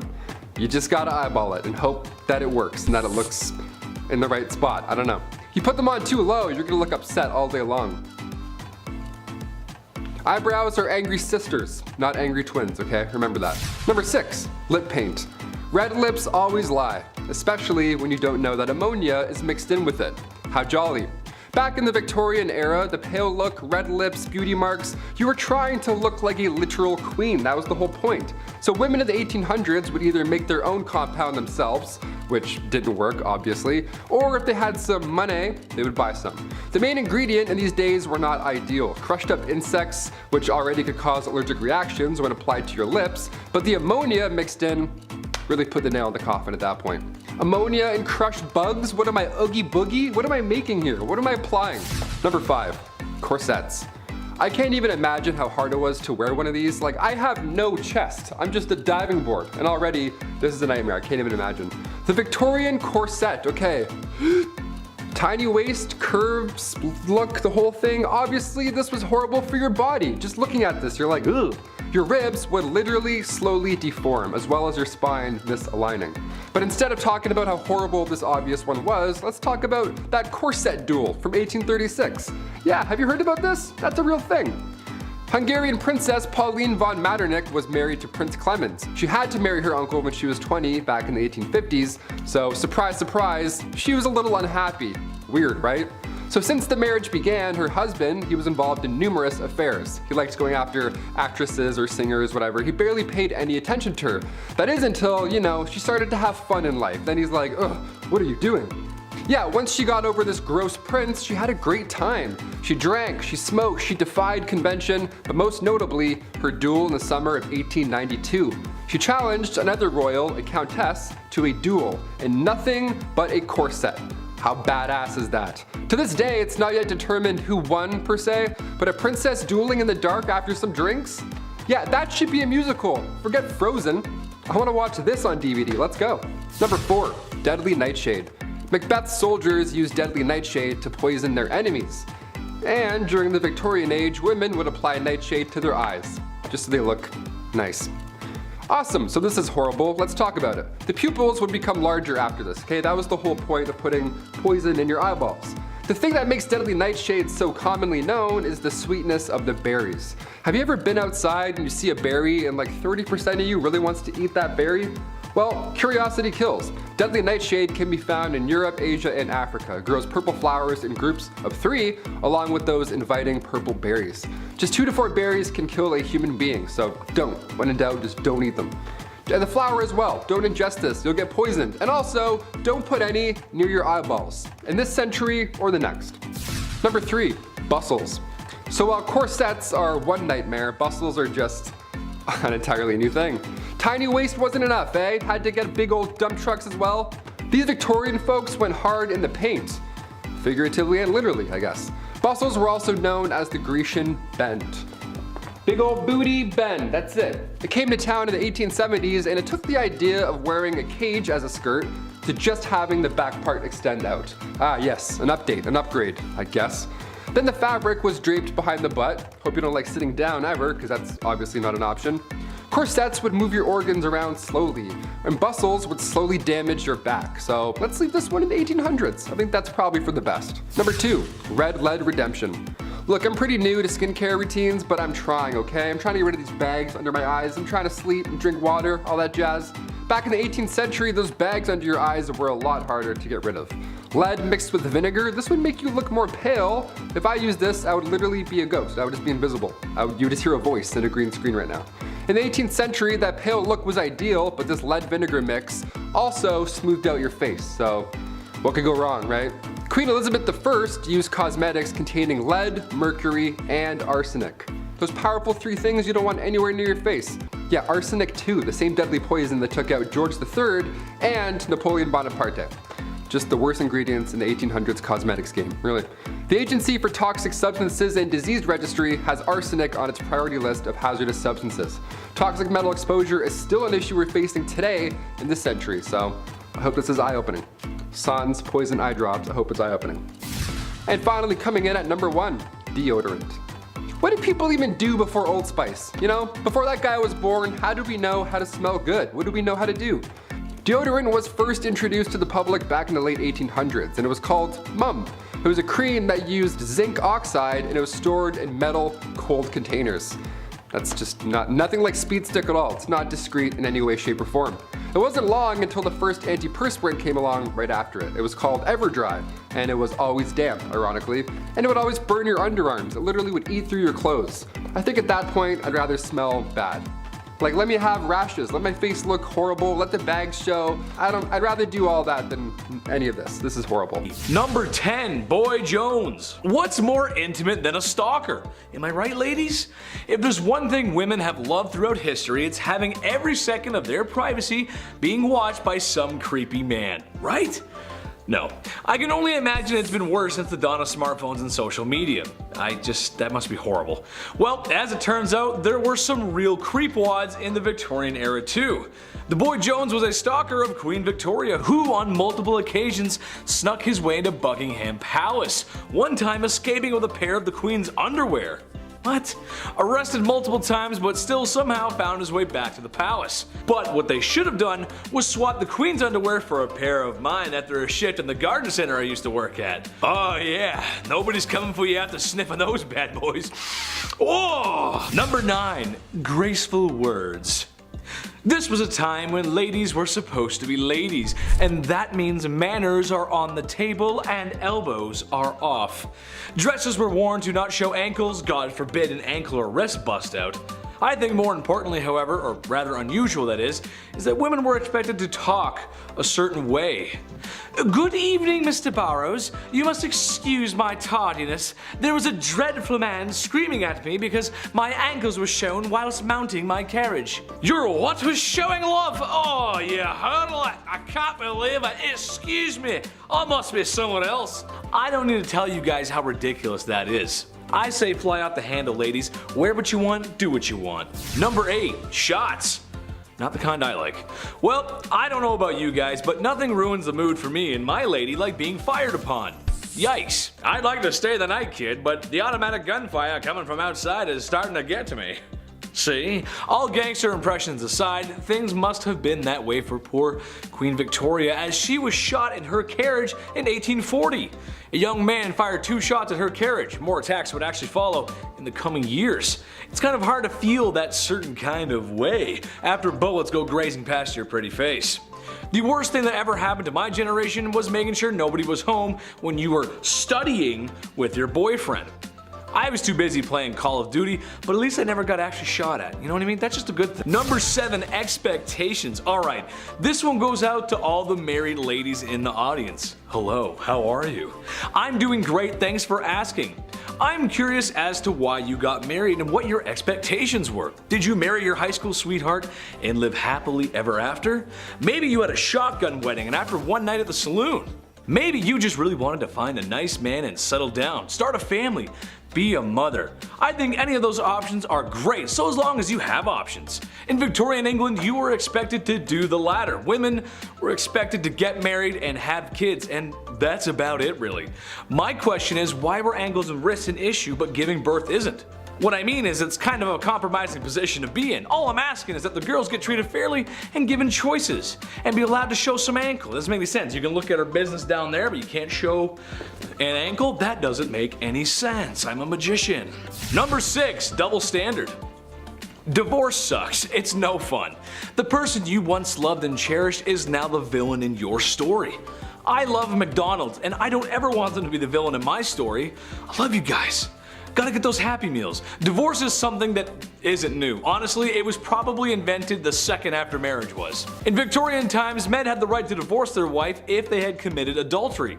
Women could not. Well, if you refer to my last part, you know that men were doing more than a little window shopping when it came to women. When men left town for business, they would have hired the services of a woman who patrolled the streets at night. No, I'm not talking about Batwoman either. So men can divorce women if they dare to do what they did on a regular basis. Yeah, that's totally fair. That's good. Equal. Absolutely. Yeah. Number 5, emo girl. All the forever alone people, raise your hand. Let me hear you roar XD. I like to joke around a lot and say I'm a lawyer, a firefighter, and the cutest guy on the whole wide internet. But if there's one thing I know, it's people. I like people. I love them. I spend a lot of time with them, and after hearing this, I've come to the conclusion that this is where the emo girls come from. I figured it all out. It's down to a science. I'm a scientist now. Do you ever get that feeling in your tummy on Valentine's Day because you know it's going to be another one alone? And you'll be forced to be on your own, and that means sad music and crying in your room. Same, it's Drake's Marvin room for me. Well, single women in Victorian times had similar issues. Since women were expected to marry and have kids, single women who were also forever alone were pitied by society, which I argue is just way worse. No one wants to be pitied. Ugh. Number 4, gold diggers. She take my money when I'm in need. She driving. Okay, anyway, back to the actual content. Well, not exactly. While today in a place like sunny California, you might see an older man with a woman who's half his age. Maybe he's driving a nice car, or she's got on the very best and latest from Louis Vuitton. Stylish, yeah. Most of us think some thoughts about what we might think is going on there. We can kind of be judgmental sometimes when we see things like that. However, looking through a lens of 2022 to Victorian times might make the women of Victorian times appear to be gold diggers, but in reality, it was because all of their financials were tied to their husbands, legally too. Which, if you can imagine, that system didn't work too well. What if your husband is broke? What if your husband is running amok with sultry lasses on the street corners? Like I said before, no divorce, but even if she could leave him easily, supporting herself afterwards was going to be an issue, especially financially. Number 3, birth factory. Just pump them out. The faster the better. Quantity over quality. Just get them out. The use of birth control, as you can tell, was not a common practice. Anyone who's over the age of 25, ask your grandparents how many brothers and sisters they have. I'm willing to bet it's in the 6 to 8 range. Let me know in the comments below, I'm curious. A trend that would continue for a few decades after. Education is important, and I'll get to that in my next part. Women were simply expected to act this way. Maybe it was the sign of the times since the Industrial Revolution was in full swing. Maybe the factories needed workers, I don't know. Which, in case you didn't know, they used children as employees. Maybe not so nice. Unfortunately, that was when there was an issue, and there were many. They had no HR to go to, and that was the least of their worries, really. Number 2, no school for you. No higher education for women. Banned from going to university. I don't think so, not very nice, no. Honestly, any society that doesn't want half of their population to go to school probably has a few things to work out. It's a boys' club, and they can only go to university so that they can learn to be smarter and be businessmen, so they can earn money and thus have the facilities to court a woman who really doesn't have a choice anyway. Women had jobs, not careers. And they were all the jobs that you can think of. The ones that were too feminine for men, as women were too feeble to participate in a men's job, which is just the most ridiculous thing I've ever heard. I'm happy to say that in 2022, we showed them wrong. Chetty loves everyone. Just remember that, I love everybody. You go, girls. Number 1, strict rules. Okay, so after a night in the bed sheets with the gal that you love, or maybe the one that you found, there's a good chance that 9 months later, a smaller version of you two could be walking around. A byproduct of intimacy, if you will. This was always something I wanted to rant about, but I always found it strange how strict parents and teachers from this time were with their kids. You gotta brush your hair, bed made, and whatever you do, don't ask for more gruel. Please sir, could I have some more? Whatever that Charles Dickens book was, I think it was Oliver Twist. They made us read those books as kids, and I don't know why, because they're kind of boring. From the extreme military code ethics happening at home to the long days in a factory at work, being a kid was tough, man. Earning the punk rock blues of today. I'm just a kid and my life is a nightmare. Number 10 on the countdown is the cat's meat man or woman. We all know that the Egyptians worship cats, as many cultures do. But did you know that the cat overpopulation in the 1800s London area created a job called cat meat sellers? Always one of the most popular street sellers of the 1800s. If you think they sold cat meat, you're entirely wrong. Don't worry. These vendors were actually selling meat to cats themselves. Primarily horse, it was said that 26,000 horses that were maimed or past their workability were slaughtered a year for London's reportedly 300,000 street cats that were existing in the 1860s. When the cat's meat seller appeared, feline owners were encouraged by their cat's mewing to bestow upon their favorite pet a delectable treat for a mere half penny. You may be wondering how this could be one of the worst jobs to have. Well, pushing around a hot stinking cart of horse meat has its cons, such as disease and rot. Depending on where you sold, you could be making a fortune or you could be barely scraping by. The hungry and homeless would often follow, harass, and sometimes burglarize cat meat sellers for meat or money. Also, their stalking behavior did scare off clientele or drew more complaints from the commoners. Personally, I couldn't think of something cuter than a little trolley going around town delivering food to kittens. Prepare to go downhill, however, because this next job is a lot less lighthearted than cat meat delivery. At number 9 in our countdown is the resurrectionists. Money was tight for many, as I had mentioned, but how low are you willing to go as a person to get what you need? Well, if you're willing to dig up somebody's grandma, it could put hundreds in your coin purse. In the early 19th century, the only cadavers available to medical schools and anatomists were that of executed criminals. It was also mandatory for medical students to do an autopsy to graduate, and they had to source their own body. This demand for bodies was often unmet, resulting in medical schools and their students offering extreme amounts of money for the delivery of a fresh body. Thus, resurrectionists are born. Sneaking into cemeteries at night, they would prowl around for a fresh grave site and then dig up the recently deceased. However, bodies could only be sold if they were within a certain time period of freshness, and as grave robbing became more common, many family members of the recently deceased would take turns standing guard for nights in a row to ensure that the body lay undisturbed until it was considered unsalvageable for cash. In 1832, the Anatomy Act was imposed due to the actions of William Burke and William Hare, who are believed to have murdered 16 people between 1827 and 1828, just 1 year, all to sell to the University of Edinburgh. This act did give doctors and anatomists greater access to cadavers and allowed people to leave their bodies to medical science, overall helping end the resurrectionists era. While sourcing the dead may make for a fat paycheck, I think this is a profession nobody should attempt to resurrect. Speaking of the dead, have you ever considered eating off their lap?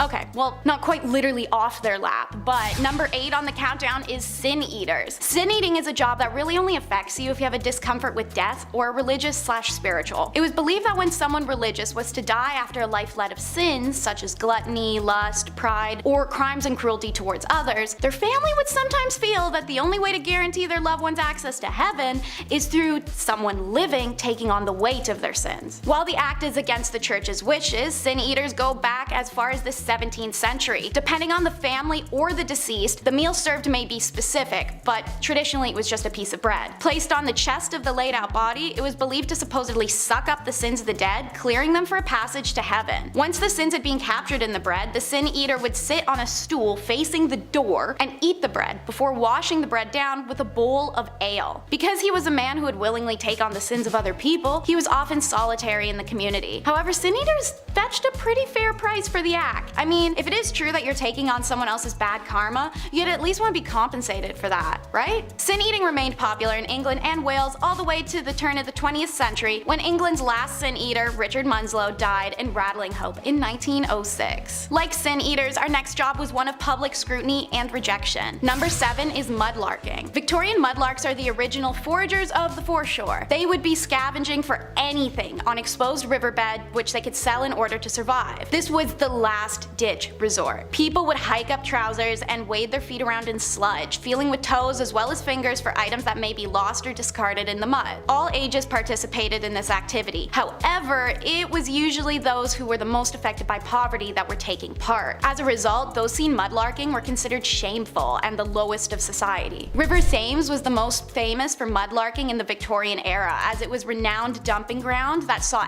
endless amounts of product travel through it. It was also a highly impoverished area, which made the desperation to make money all the more grand, filling their water banks with the poor. Mudlarking actually isn't out of practice nowadays, but it has changed significantly. Nowadays it can be a fun group or solo activity that on occasion does require a permit. You can join mudlarking groups or do tours while traveling. It seems that sifting through garbage was an unfortunate trend in the Victorian era, as toshers make number 6 in our countdown. Toshers, a fun word to say, the job, not so much. Unlike mudlarking, which was in the riverbeds, these workers went underground for their winnings. The Victorian era saw the development of sewer systems, and the poor saw opportunity in them. Toshers descended into the sewers to sift through raw sewage and find any valuable that may have fallen down the drains. It was extremely dangerous work, as noxious gas fumes formed deadly airless pockets, and since sewers were newer, the tunnels frequently crumbled from inefficient building. There were swarms of rats that had little fear of humans, and at any moment the sluices might just open for a fresh wave of filthy water and feces to come crashing through. After 1840, it did become illegal to enter the sewers without permission. Rather than abandon the trade, toshers began working late at night or early in the morning to avoid detection. It may have been a stinky job, but it was also one of the most profitable on our list today. I guess you'd go nose blind after a little bit. Right? Hopefully. On a warm summer day, the last thing you want after jumping into the lake on your cabin trip is to emerge covered in leeches. However, in the Victorian era, that would be a prime location for the leech collectors, which are coming in at number 5 on our worst jobs countdown. Leeches are nowadays seen as little more than slimy and creepy creatures, but believe it or not, they used to be a valuable commodity in the fields of beauty and medicines. This job was often fulfilled by poor women living in the country and farmland regions. Wearing shorts or hefting up their long skirt, these women would wade into dirty ponds and waterbeds alike with exposed legs so as to tempt the leeches. When enough leeches were attached to them, the women would climb back out of the pool and scrape the bloodsuckers into metal pots and bowls. Seeing as leeches can survive up to a year without food or in their natural environment, this wasn't always a profitable trade unless you could find someone in dire or consistent need of leeches. Doctors did use leeches to aid in the curing process of all sorts of conditions, ranging from a stomach ache to joint pain to female hysteria, if you know what I'm talking about. Despite being used in medicine, leech collection posed major threats of deadly diseases and blood loss to their collectors. Suffice to say, I don't think I have any interest in going to a doctor's office if I'm going to be prescribed a leeching. Being given the duty of helping prevent and stop the spread of disease in your community would be an incredibly high honor, but maybe wait to sign that job contract until you hear the details. Nightmen definitely make it into our worst jobs countdown, taking the place at number 4. These men would wander the streets at night working what may be one of the most revolting jobs imaginable, collecting human feces off the street for proper disposal. They would dig up the feces from chamber pots, street wells, ditches, sewer holes, you name it. By the time the sun would begin to rise, the carts would be full of the city's excrement, which would then be carried off and reused as fertilizers for the crop that they later consumed. Yummy. Part of being one of the only people up at night means you're a valuable set of eyes. There are reports of nightmen catching burglars, or SA, in the act, or being called to bloody scenes by members of the public to provide alibis. There's also hundreds of cases where nightmen are the ones to find bodies of those who had met their ends out on the street. After long, solitary nights of collecting feces and seeing these crimes unfold, a nightman would collect his 23 shillings, which is $75 today, at the end of the week, and go home to rest before starting it all over again.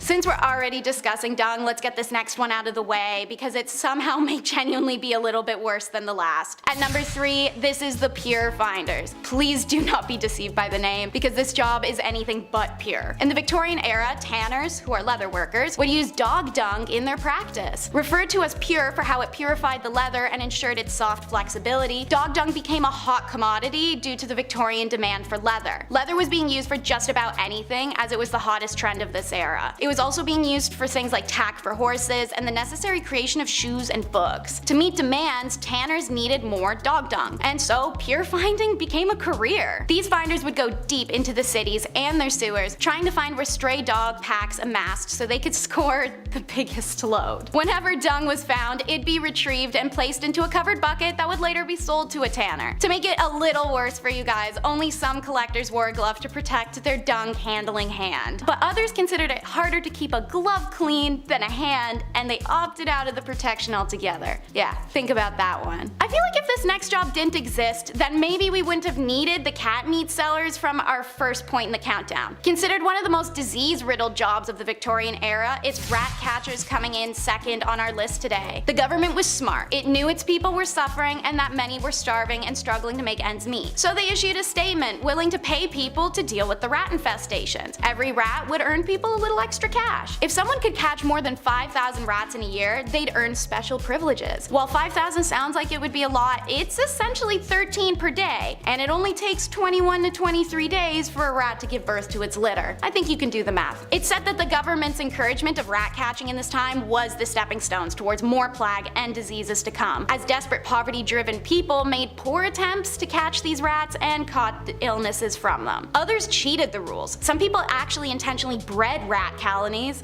to supplement their captured rodents. Rat catching became such a lucrative business that formed around it, and murders even took place when the cheaters were discovered or if somebody infiltrated somebody else's ratting territory. Between the venomous competition and high risk of disease resulting in death, it's safe to say that rat catching may have been one of the worst jobs. And now, what may be the worst of the worst for number 1 slot. Let's learn about the history of matchmakers. No, this isn't the romantic kind of matchmaking, unfortunately, but it's rather the business of matches itself. Working what was often a 14-hour shift, matchmakers were predominantly women who were immigrants, living in poverty, widowed, just overall in a bad situation for an era where women had pretty much zero rights. They were compensated poorly, often sexually harassed or assaulted by their management, and even forced to pay fines to their workplace should they be tardy or damage anything they worked on. Working with white phosphorus, the material found in the tip of the match to enable the instant strike anywhere effect, was highly toxic and responsible for a devastating disease known as phossy jaw. This nickname was given by the matchmakers to the particularly nasty condition that would cause the jawbone to rot and become disfigured. Eventually, this infection would spread to the brain and cause debilitating symptoms and extreme pain prior to death.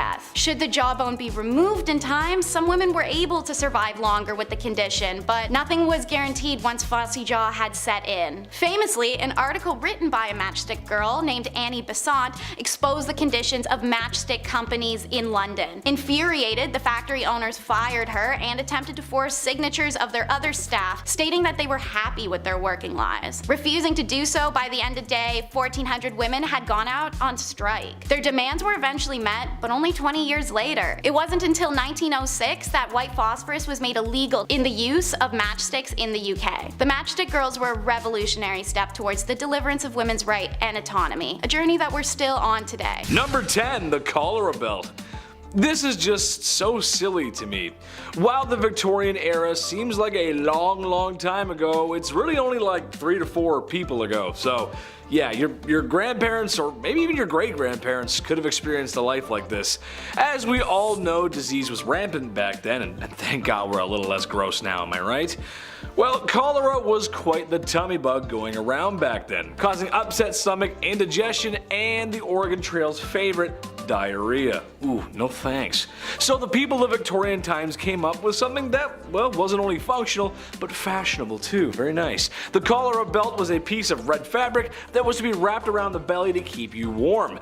That's because people thought having a cold belly caused cholera. Because yeah, that definitely gives you cholera. Yeah, for sure. Yeah. That's what does it. It's not. It's a sickness. It's a virus. Number 9. Scheele's Arsenic Green. For some reason, green was all the rage back in Victorian times.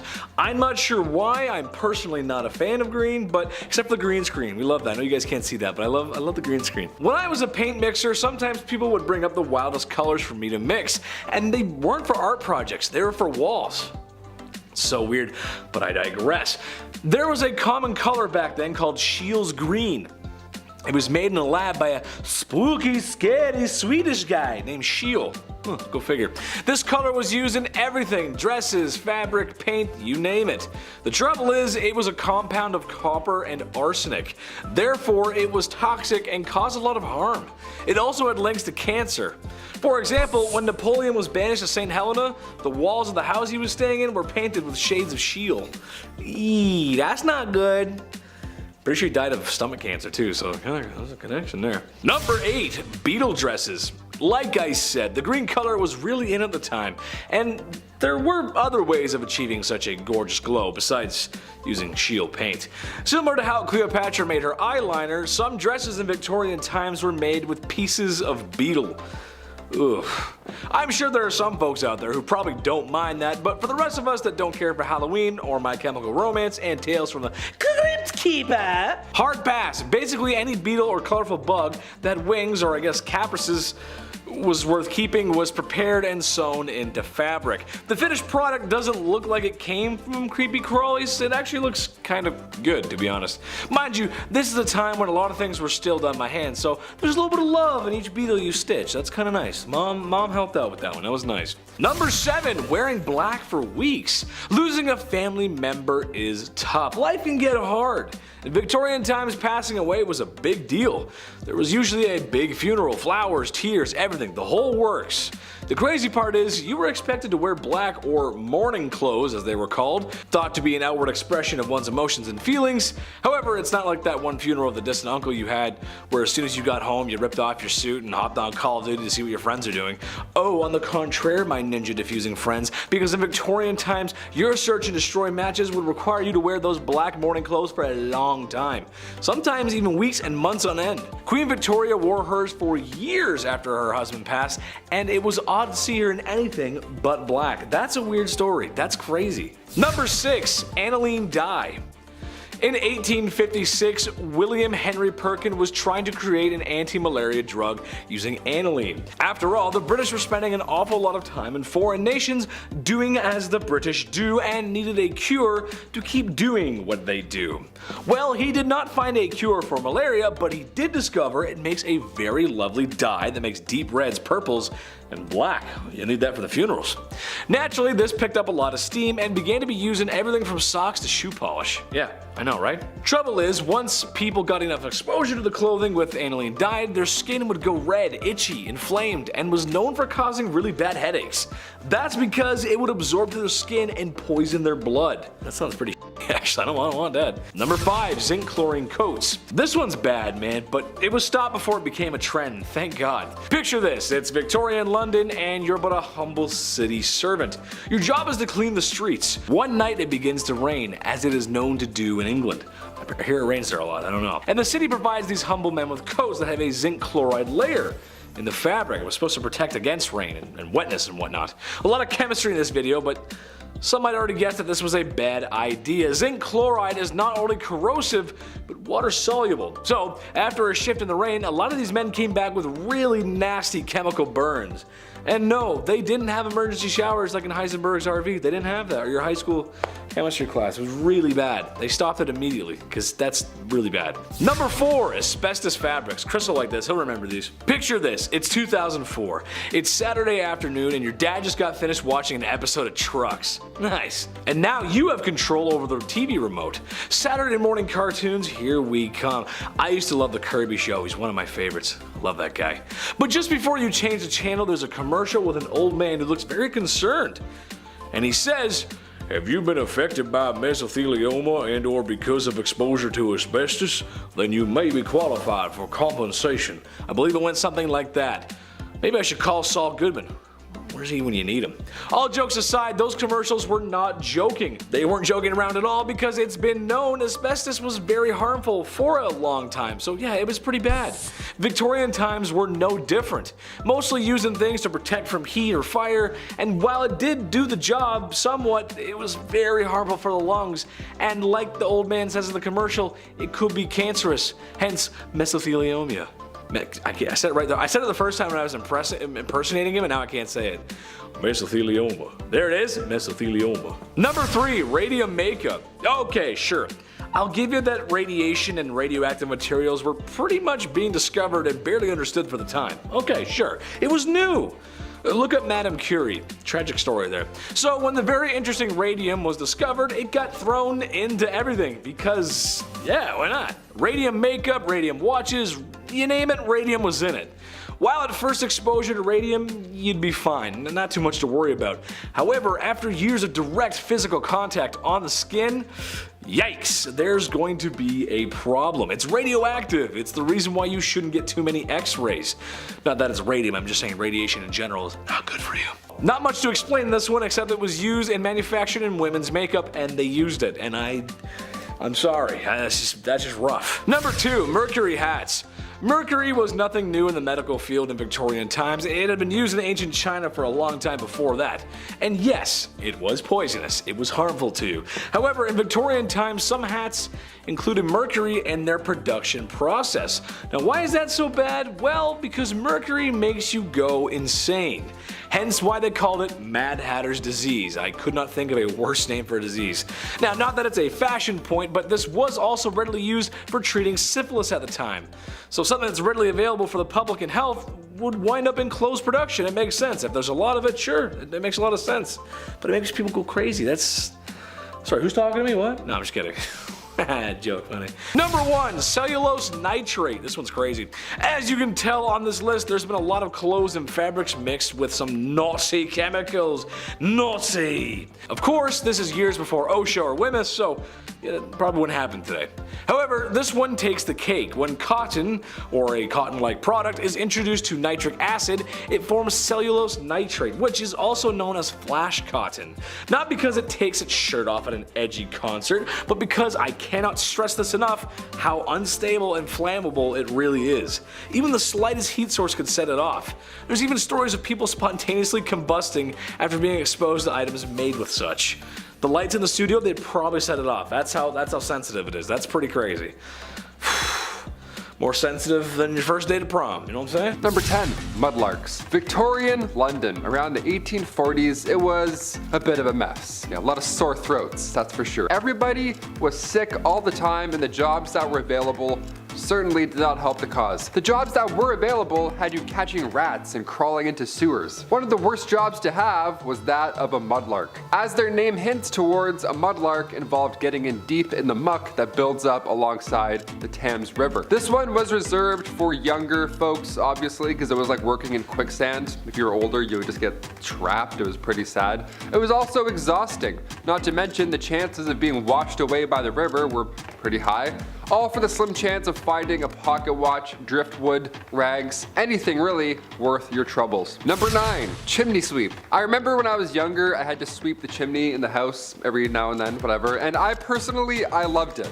You know, I thought I was the father of the house for a bit, getting in the chimney, getting all dirty and stuff, doing this, my hands on my waist. I don't know, that's what a man was when I was younger. That little broom too, I loved that little broom. I remember when I would do this, my grandmother, who is very English, she would be shook. She would watch the entire time. She would be taken back into time. Because this was a terrible job to have in Victorian London. it was not the same at all. Chimney sweeps were famously young. I can't say anything else there in regards, but yeah, they were wee lads, to say the least. History is horrible. 1840 was a good year, all things considered, because a law was passed that then made it illegal for anyone under the age of 21 to climb in and then clean a chimney.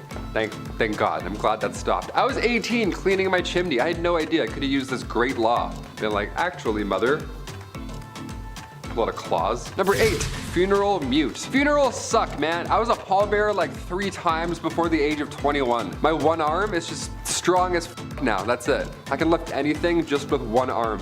I thought being a pallbearer had a lot of pressure, right? Victorian London saw many funeral mutes. Oliver Twist, one of those lousy jobs in that tale, was that of a funeral mute. Funeral mutes were required to dress in all black with a sash while carrying a long cloth covered stick, and your job would essentially be to stand and mourn silently at the door of the recently deceased home. Yeah, guy dies of a plague and you're like standing there like holding your breath like, great, this is the worst job ever. You would then lead the coffin to the graveyard, so a lot of responsibility. Yeah, don't trip or breathe. Number 7, toilet troubles. Now, the Victorian era was unsanitary, to say the least, but it was also dangerous in ways that you wouldn't expect, right? Go to the bathroom and may not come out. One of the greatest Victorian inventions was that of the bathroom, but it took a few tries to figure out the whole, methane gas problem. We gotta really deal with that one first and foremost. Spontaneous combustion of the bathroom was weirdly common. This is every time you take a shit, you were worried that you might just Woo! It was horrible. That's so scary. Flammable gases like methane and hydrogen sulfide, they would build up over time with human waste. A lot of human waste. Built up in the sewers and then eventually would back up into your homes. Next thing you know, you're lighting a candle and your bathroom's gone.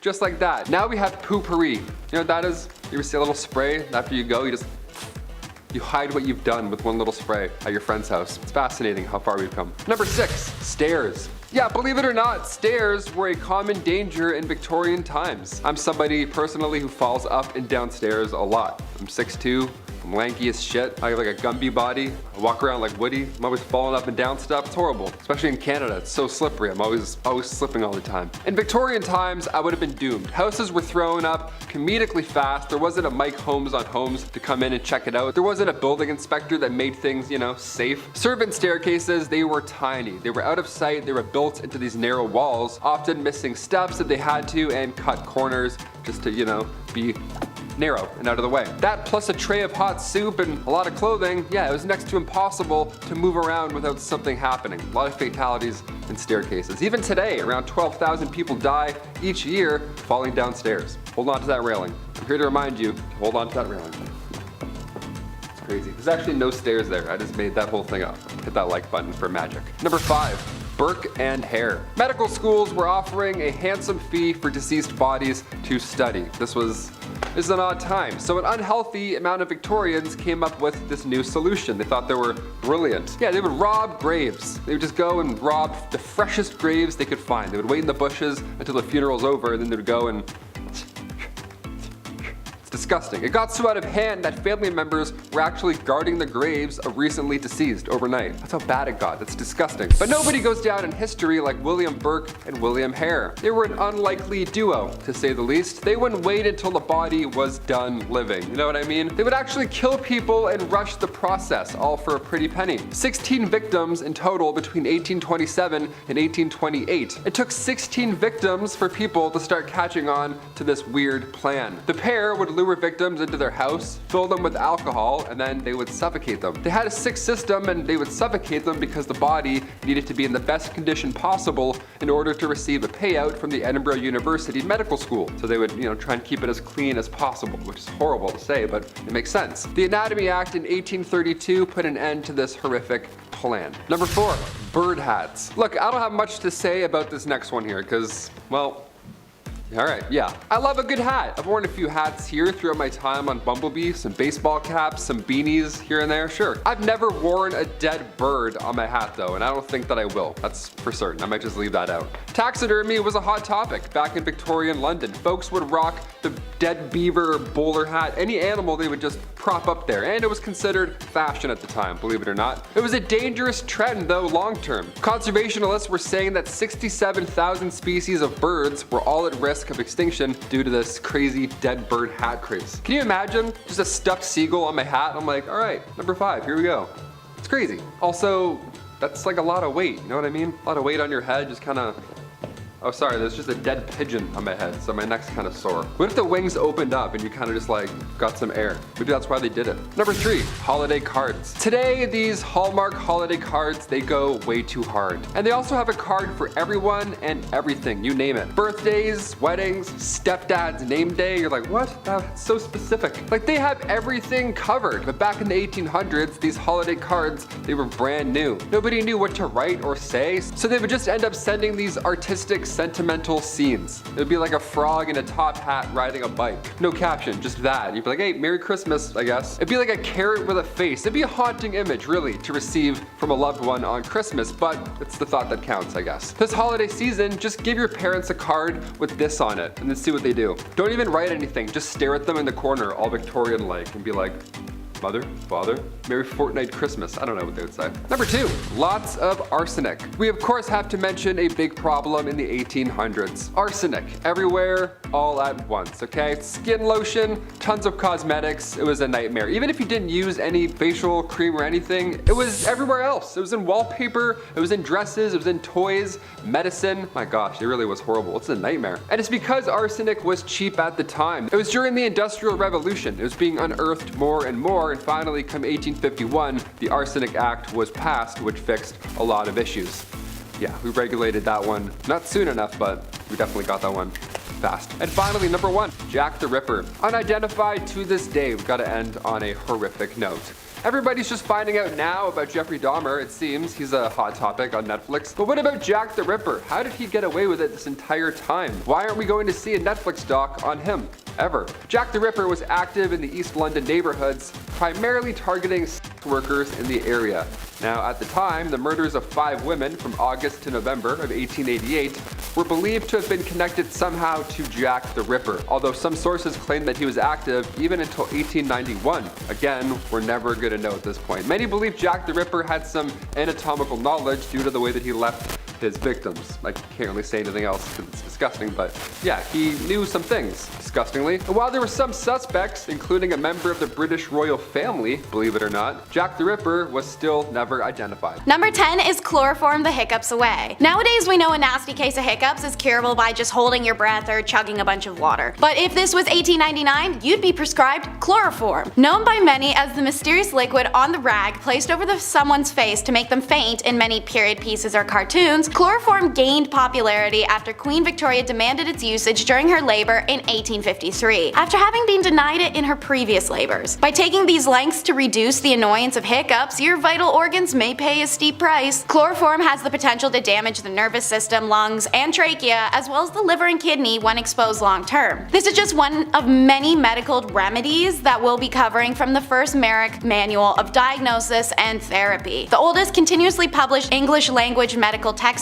All the quack treatments in our list today used to be found in this mass encyclopedia. For instance, number 9 in our countdown is smoke inhalation for asthma and other lung conditions. This may be one of the more counterintuitive remedies on our list, as it's easy to see now that smoke is not beneficial for asthma at all. Through the late 19th and into the next, however, inhaling smoke or smoke, as well as stramonium, a hallucination-inducing nightshade, as well as lobelia, known for its sedative properties, were popular treatments for asthmatics. Asthma is caused when your airways can narrow or swell while producing excess mucus. Smoking, meanwhile, has been shown to eventually reduce the number of cilia, the lungs' filaments which help transport mucus into the lungs, which only leads to the worsening of asthma symptoms. This wasn't the only weird tobacco smoke belief, however. In 1872, an English newspaper talked of tobacco smoke enemas, which even reported that hundreds of lives might have been spared by the tobacco smoke enema. Okay.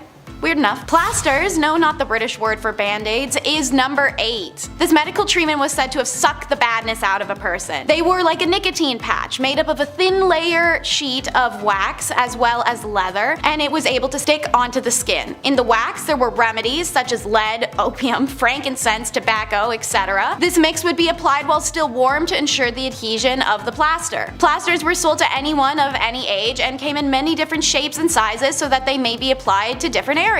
What were they used for? Everything. Cough, cold, period pain, organ failure, alcoholism, headache, the list can go on forever. Seeing as they wanted the patch to pull as much badness from the body as possible, these patches could be left on for 2 days to 2 weeks to forever. Without washing, of course. Naturally, these patches trapped in a lot of moisture that could cause infections, blisters, rashes, and hives underneath, especially once the patch is removed and the skin is finally exposed to air. Arsenic, like plasters, was a cure-all, and it's number 7 in the countdown. If you've seen our other video, Top 10 Unusual Fashion Trends from the Victorian Era, you might know that arsenic was in everything in the Victorian era. Makeup, wallpaper, dye. No exception was made in medicine either, as arsenic was prescribed for anything from anemia in Merrick's Diagnosis Manual to anthrax, cancer, reduced libido, syphilis, or even cholera. While it was most popular to consume arsenic, it could also be inhaled or injected. Being a byproduct of smelting, it's no wonder arsenic was everywhere during the Industrial Revolution, as there was an excess of it. So it was incredibly accessible and a household remedy. Since doctors already prescribed it to do so much, everyday people just start to use it to treat any common ailment. Unsurprisingly, many people suffered arsenic poisoning symptoms. The ailments are now referred to as Fowler's disease. Number 6 is all kinds of gross and questionable. The everlasting pill. When the Merck Manual was first published, part of the comprehensive treatment plan for an eruptive fever, which is a classification for diseases like scarlet fever, smallpox, and chickenpox, was actually laxatives. Castor oil was the main laxative choice for Victorians up until until the debut of the everlasting pill, made up of a metal now known to be toxic called antimony, would be invented. Swallowing this would induce severe vomiting and diarrhea, thus giving the body what they thought to be a healthy cleanse, and their intention was to purge diseases from the body. It earned the name the everlasting pill, as the pill would pass through the gastric system mostly intact, meaning it could be retrieved and cleaned for future use. Seeing as the metal was greatly valuable at the time, it was quite common to keep it in the family and hand it down generation to generation. Imagine getting that in your granny's will. Watch out, it may shock ya. Number 5 is shock treatment. When profit can be made off of insecurity, unsavory business flourishes. Victorians honed in on the man's moral weaknesses as a cause for erectile dysfunction, and impotence was thought to be caused by either too much sex and masturbation or not enough. So doctors took a few shocking routes, literally, such as galvanic baths or bathtubs filled with electrodes, which were supposed to restore sexual desire in an advertised 6 sessions. For a more direct approach, a thin rod with running electric current could be placed up into a man's urethra.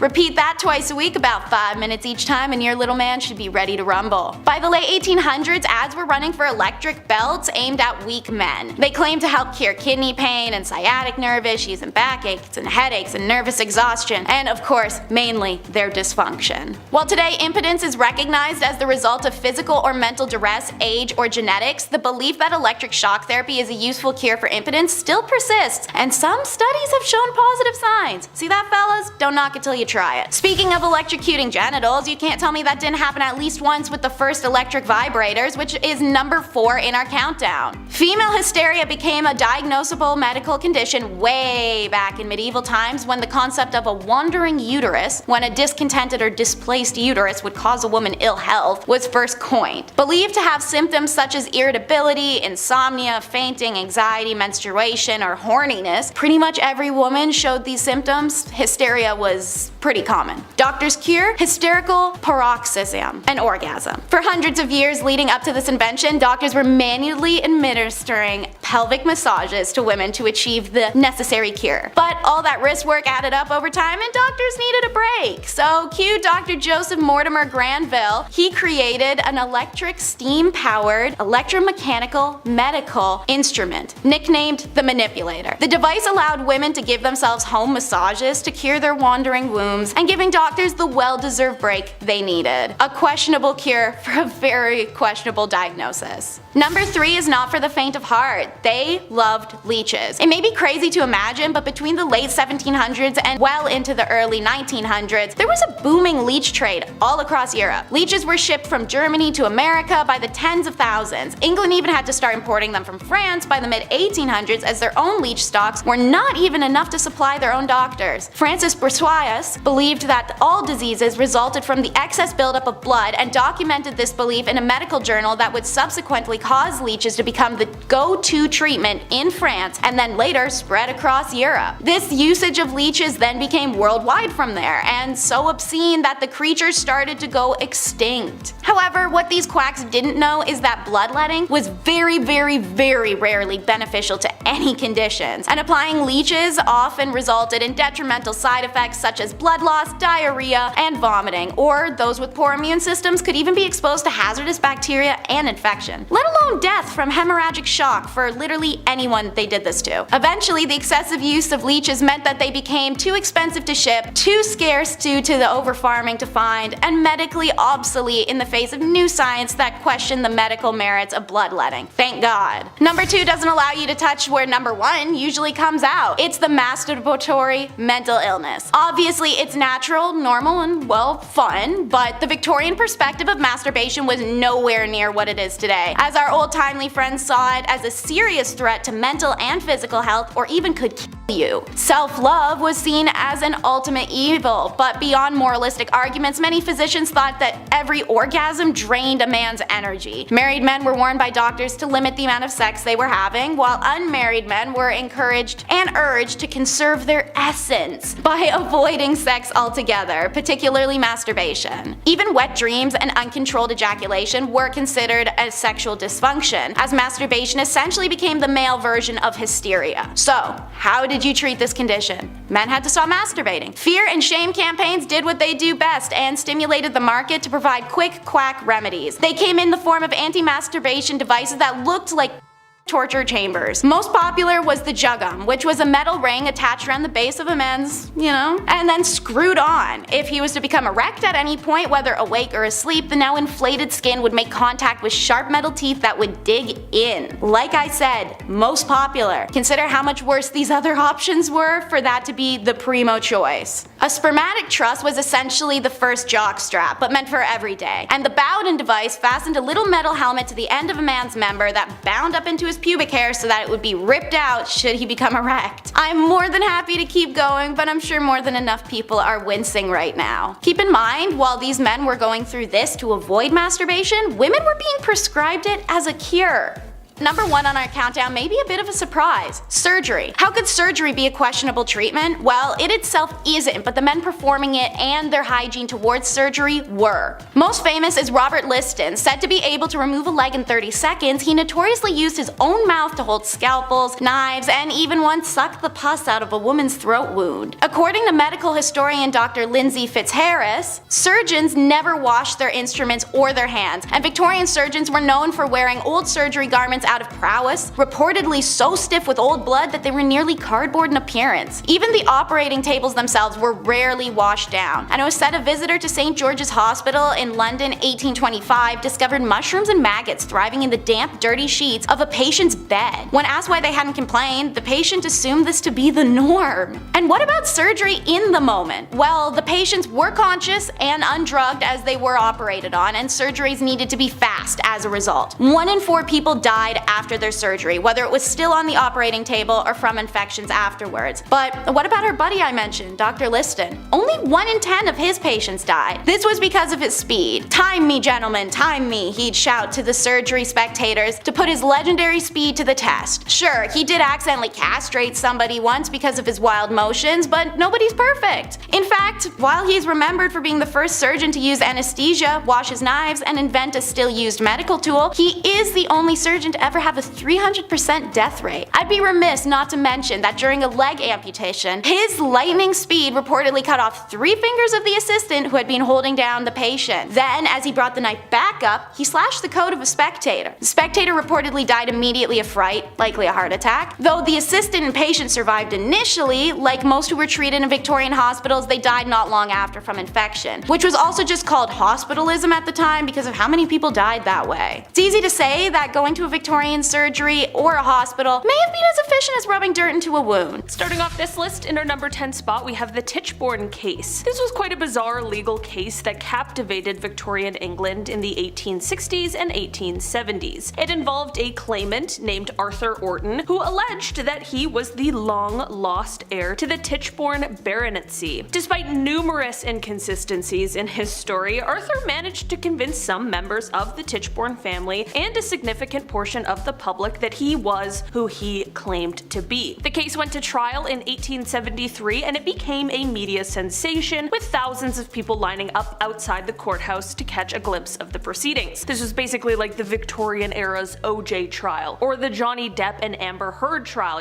The people wanted to know. Despite Arthur's conviction for perjury, the case continued to fascinate the public for years to come, and it became a symbol of the era's fascination with sensationalism and fraud. The Tichborne case remains one of the most infamous legal cases in British history and is a cautionary tale about the dangers of believing in something without sufficient evidence. In our number 9 spot today we have the London beer flood. This sounds like it would be quite a fun time, but it was anything but that, and instead was a tragic event that occurred on October 17th, 1814 in the St. Giles district of London. At the Mew and Company brewery, a massive vat containing over 135,000 gallons of beer suddenly ruptured, causing a wave of beer to flood the surrounding streets. The torrent of beer destroyed several nearby houses, killing 8 people and injuring many others. The flood was so powerful that it even knocked down the wall of a nearby pub, trapping and killing some of the patrons inside. The London beer flood was caused by a combination of factors, including poor construction of the vat and overfilling it with beer. The brewery had a history of safety concerns, and many of the workers were aware of the dangers associated with working there. Despite this, the brewery continued to operate, and tragedy struck. The incident became the subject of much media attention at the time, and it continues to be remembered today as a tragic and bizarre event in London's history. The victims of the flood were commemorated with a plaque on the site of the former brewery,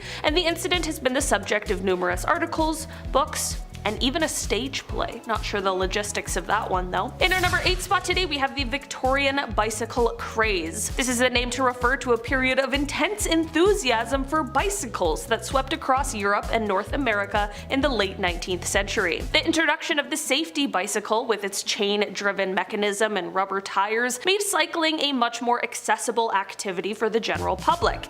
It became a popular mode of transportation and leisure activity, particularly among the middle and upper classes. The craze also had a significant impact on fashion, with women's clothing becoming more practical and comfortable to allow for cycling. It's funny to think of now because it's just a bike, but at the time it was so much more than that. It's like how smartphones completely changed our lives in more ways than we probably even know. That's basically what the bike was like in the Victorian era. The bicycle craze had a profound impact on society and culture at the time. It led to the development of new industries such as cycling clubs, and it also paved the way for the modern transportation industry. The bicycle became a symbol of freedom and empowerment, particularly for women who were able to travel further and faster than ever before. The Victorian bicycle craze remains an important cultural and historical phenomenon that changed the way people lived, worked, and played. In our number 7 spot today, we have the Crimean War. The Crimean War was a conflict fought between 1853 and 1856, primarily involving Russia and an alliance of France, Britain, the Ottoman Empire, and Sardinia. The war was fought over various territorial and religious disputes, particularly regarding the rights of Christians in the Ottoman Empire. The war was marked by high casualties, particularly from disease and poor medical care, and it is often seen as a turning point in military medicine. The war also featured some of the first extensive use of modern technologies such as telegraphs and railways, which greatly impacted warfare in the future. The war ended in a victory for the Allied forces, and it resulted in a significant shakeup of the balance of power in Europe. It also demonstrated the need for improved communication, organization, and medical care in military conflicts, and it had significant long-term impacts on military and political strategies in Europe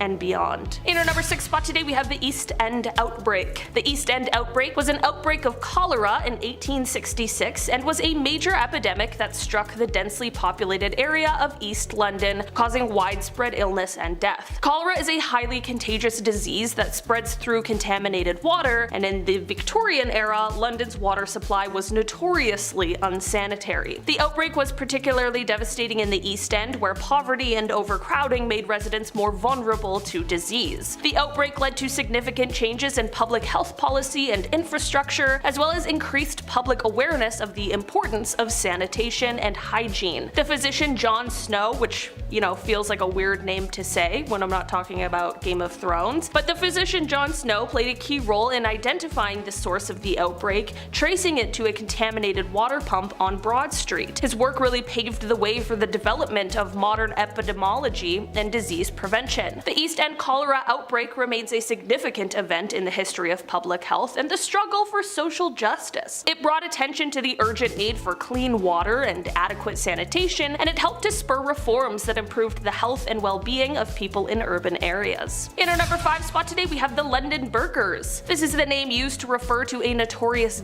of body snatchers who operated in London in the early 19th century. They were involved in the illegal trade of selling corpses to medical schools for dissection and study, and they would often resort to killings to obtain the bodies. The most infamous member of the gang was William Burke, who, along with his partner William Hare, committed a series of killings in Edinburgh, Scotland in 1828. They sold the corpses to the anatomist Robert Knox, who was unaware of their methods. Two of the group's members, John Bishop and Thomas Thomas Williams were convicted of killings and sentenced to death. The London burger scandal highlighted the demand for fresh corpses for medical research and contributed to the passage of the Anatomy Act of 1832, which allowed for the legal procurement of corpses for medical purposes. Emphasis on the legal part of that, though.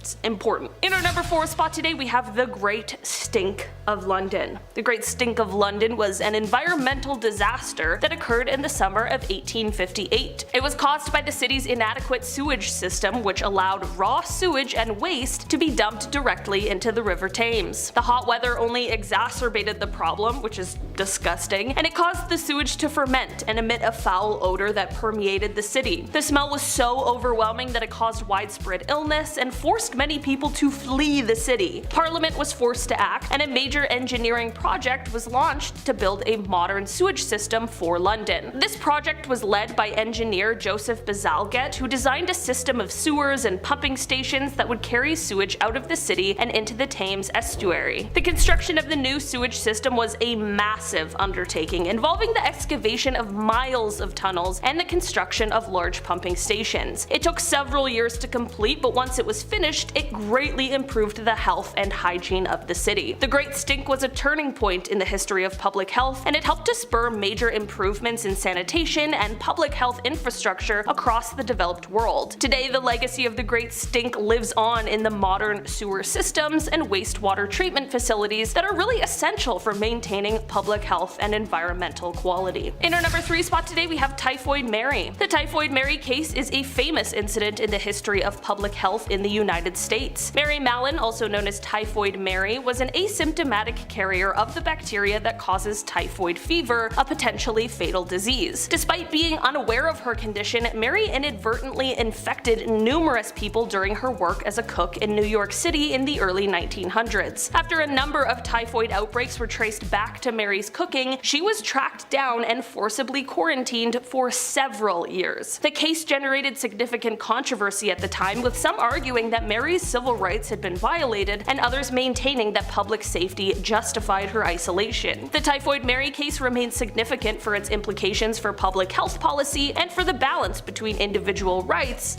and public safety. In our number 2 spot today, we have the Birmingham riots. These riots took place in 1839, and they were a series of violent clashes that occurred in the city of Birmingham, England. The riots were sparked by tensions between two groups: the Chartists, who were calling for political reform and greater democratic representation, and the authorities who opposed the movement. On July 4th, 1839, a group of Chartists held a rally in Birmingham's Bull Ring, where they were met with opposition from local government agencies. The situation quickly escalated into violence, with protesters and authorities engaging in brutal clashes that lasted for several days. The Birmingham riots of 1839 were significant for their role in the history of the Chartist movement, and it is said that the events of 1839 demonstrated the lengths to which authorities were willing to go to suppress the movement. And finally, in our number 1 spot today, we have the Brown Dog Affair. This was a controversy that arose in the early 20th century in London over the use of animals in medical research. In 1903, a statue of a brown dog was erected in Battersea, which had been used in vivisection experiments by a scientist named William Bayliss. If you're unfamiliar, vivisection is defined as, quote, the practice of performing operations on live animals for the purpose of experimentation or scientific research. While I am all for the advancement of science, I do believe in ethical studies, and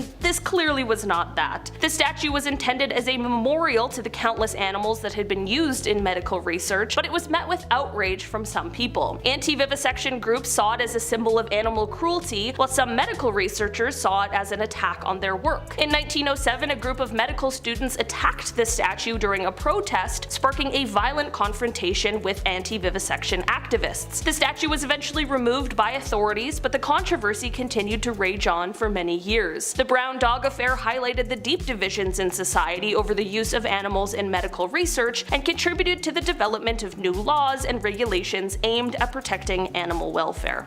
Kicking off the list at number 10, dark dining. I don't know about you, but I can't eat in the dark. I need to see every single bite that I'm eating, okay? Call me crazy.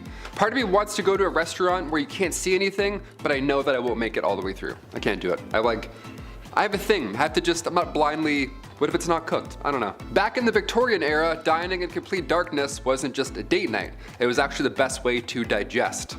Or so they thought. That's why many Victorian era homes had their dining rooms set up in their basement. How random is that? Oh, do you guys have poker nights down here? Nah, just brunch. Kill the light. What? How do you like your eggs? Turn off the light. What are we doing? Number 9, Saved by the Bell. I'm sure you've heard about this at some point, but allow me to go into grim detail.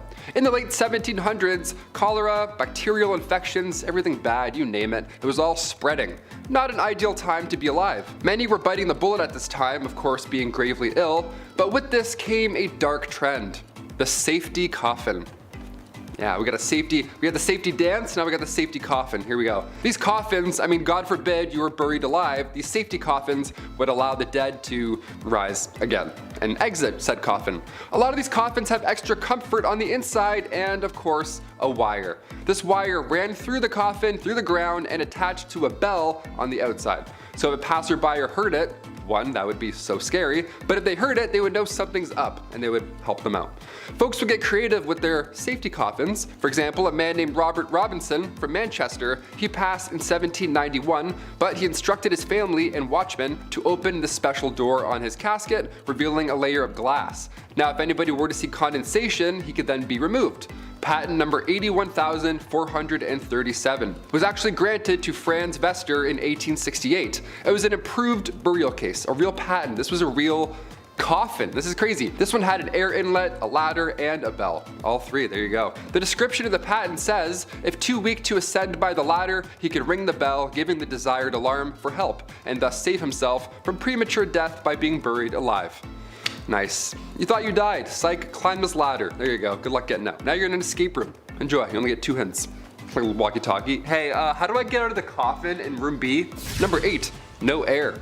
Now that song's gonna be stuck in your head. Jordan Sparks, a classic. Since we're on the topic of safety coffins, I had to include one more. Maybe 2 more, I'll never tell. This one is fascinating. The science involved here was honestly impressive. There was the classic wire and bell method, but the more sick people got, the more creative they had to become. Like for example, patent number 268,693, John Crisostomo's device for indicating life in buried persons. Yeah, an 1882 classic, we love this. We got the iPod Nano, they got the device O Life. Nice. Upon first glance, you may think this is some type of medieval punishment, whatever, but really this device detects movement whilst providing much needed air.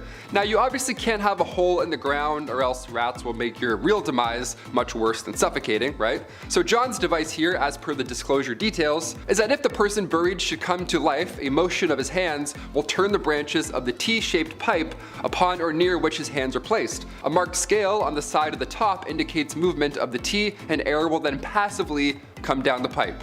Once sufficient time has passed to assure the person is dead, the device can be removed. Yeah, imagine waking up with this in your hands. I wouldn't be calm enough to turn it and then breathe in a passive amount of air. No way. There's nothing passive about waking up in a coffin. Number 7, bad hair day. Okay, you want it messed up? Let's do messed up. Hope you're not eating any food right now, especially not eating in the dark.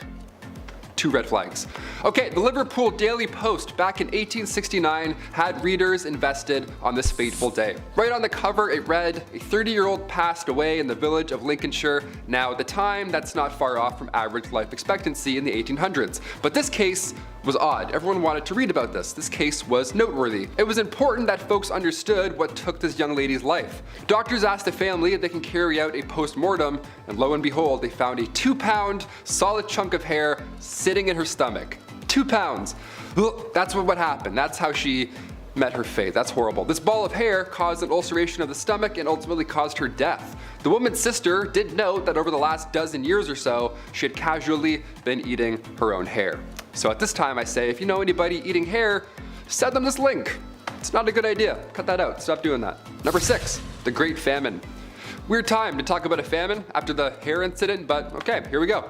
Back in 1845, a potato crop that a lot of the Irish population relied on was no longer available. This was huge. This is bad history right here. A group of microorganisms wiped them all out, and in result, around 1 million folks died or had to leave. It was draconian law at this point and British ruling that made the exported food hard to reach people. This famine led to Irish independence and anti-union movements. Historical, definitely. Messed up? Absolutely. Number 5, Queen Victoria's name change. Every year on May 24, we set off fireworks, then we have way too many hot dogs. It's the best. We call it Victoria Day, right? It's for sure called Victoria Day, right? Well, back in 1819, Victoria was christened in an almost private ceremony. It was small, obviously. Victoria's uncle only let a few people attend. Like I mentioned in part 1, she had an isolated childhood with the whole Kensington system. That was no way to live. But even the day she was christened, trouble awaited. Her name was Alexandrina Victoria, and at the time, the name Victoria was not regal. It was of French origin, almost an odd name to have at the time, so she was immediately advised to change her name to something more traditional. But as our calendars can definitely confirm, she said, nope, I'm good. Victoria Day. Yeah, it's definitely Victoria Day. Number 4, tattoos. I only have the one tattoo, but I've always wanted more.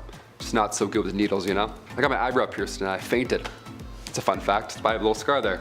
Not great with needles. Some of the designs are so beautiful on tattoos, the amount of pain you all sit through, I'm impressed, honestly, mad respect. The tattoo craze really took off once Queen Victoria's son, the Prince of Wales, he went and visited Jerusalem. And of course he saw copious amounts of body art and was inspired. Inspired, we'll say, yeah. So upon his return, he was all about ink at this point. And the Prince of Wales, well, if he has a sleeve, well then maybe I can have a sleeve, right? What's going on? It wasn't a sleeve, really. It was a cross. The prince got a tattoo of a cross in homage to the Crusades. So if you're gonna try and convince your parents to let you get a tattoo, just, you know, tell them the Prince of Wales did, right? You're just trying to be a royal. Number 3, Gym Day. Believe it or not, there were around 200 gyms across Europe during Victorian times. Yeah, just like 6 good lives. You're like, what's this about? Even Victorian dudes skip leg day. How great is that? Okay, it's not just you. These gyms weren't bright, they weren't open, they weren't well ventilated, they weren't motivating, and definitely not safe. None of those, definitely not. No, Victorian gyms were reserved for the upper class, obviously. Grab your pocket watch and blazer, Ezekiel. We're doing squats today. These machines also were not ideal. They were designed as antiques first rather than their purpose. Also, half of these look like saw traps. Like, are you kidding me? No way I'd bend my arm around any of these devices. No way. All those wooden wheels? No. I'll stay weak and brittle, thank you. Number 2, ghost photography. Had to look back. I don't like talking about ghosts. As if the reanimated corpses coming back to life while they were ringing a bell wasn't scary enough. Yeah, let's talk about 1800s ghost photography.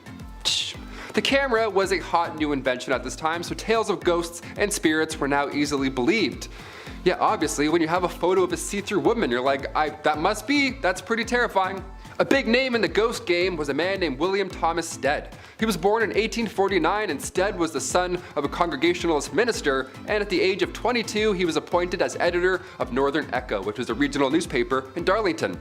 So far, so good. This British medium, Richard Borsonol, featured a photo of W.T. Stead and a real spirit. Yeah, imagine that. Imagine a day where somebody being awarded the Nobel Peace Prize also poses for photo ops with ghosts. You're like, do we believe all of this or none of this? What's going on? This is so scary. And finally, number 1, music for eternity. Before we wrap up this wild part 2, I had to include perhaps one of the creepiest patents of all time. Patent numero 9,222,059. Yeah, the number is going a little bit higher. This one got me thinking. I wanted to end this video off on this note. I like this idea. Maybe, I don't know yet. Music for eternity systems. Okay, this patent is not from the 1800s, but rather 2015. I know, it's not Victorian, but when else am I gonna talk about this, really? The idea here is that you could stay connected to your loved one by using a solar-powered digital music player. The best part here is the patent details how surviving family members now have the ability to update, revise, and edit stored audio files and programming after burial. Yeah, next Rihanna album, no problem, I got you. There's a speaker in the casket and there's a headphone jack on the tombstone, so we can listen together. And then we can decide if we hate the album. That's creepy. I wouldn't do this. Would you want this? Sound off below if you'd want, you know, big shiny tunes playing for eternity after you die. I would do the Titanic theme song, just make everyone so sad all the time. Number 10, mummy unwrapping parties. This is, yeah, pretty disgusting right off the hop. During the Victorian era, there was a fascination with ancient Egypt and the practice of mummification, because they didn't have Netflix back then, so people gathered to do this. Mummy unwrapping parties were a popular social event where wealthy individuals, they would purchase, well, mummies, and then gather with their friends and family to unwrap them, just slowly unwrapping a person. That's disgusting. These events were often held in the privacy of their own homes or museums and were viewed as a form of entertainment and education. Both, no. Definitely not for both. Guests would gather around the unwrapped mummy to inspect and marvel at the preserved body. However, these events were controversial as they were viewed as disrespectful and unethical by many and if not all people around them, as these mummies were often obtained through questionable means. Yeah, how does that guy end up in London? You know, a pharaoh is now in London? That makes no sense. For sure not where he died. Definitely not where he died. The trend eventually came to an end as archaeologists began to push for more, respectful treatments of ancient artifacts and real people and their remains. What kind of purge party is this? What are we doing here? Can we go home? Number 9, your skin can breathe. This, yeah, I don't know. We were all frogs. Little did I know. During this era, there was a widespread belief among scientists, like real scientists, that human skin could breathe. Similar to how lungs inhale and exhale air. Yeah, we could breathe through our skin. That's a fun one. This theory was based on the idea that the skin has pores that allowed oxygen to be absorbed and carbon dioxide to then be expelled. As a result, some people would wear looser clothing and avoid tight corsets to allow their skin to, breathe more easily. Literally, to allow you to breathe more easily. That's so gross. However, this belief was eventually debunked as it became clear that the skin does not actually function like a set of lungs. Ha! Who knew? Not me, that's for sure. Nonetheless, the idea of skin breathing persisted in popular culture and language for many years after. There were some believers that are like, no, our hands are breathing. You can breathe through our hands. Number 8, crotchless undergarments. While it may sound shocking, crotchless underwear was indeed a part of Victorian era fashion.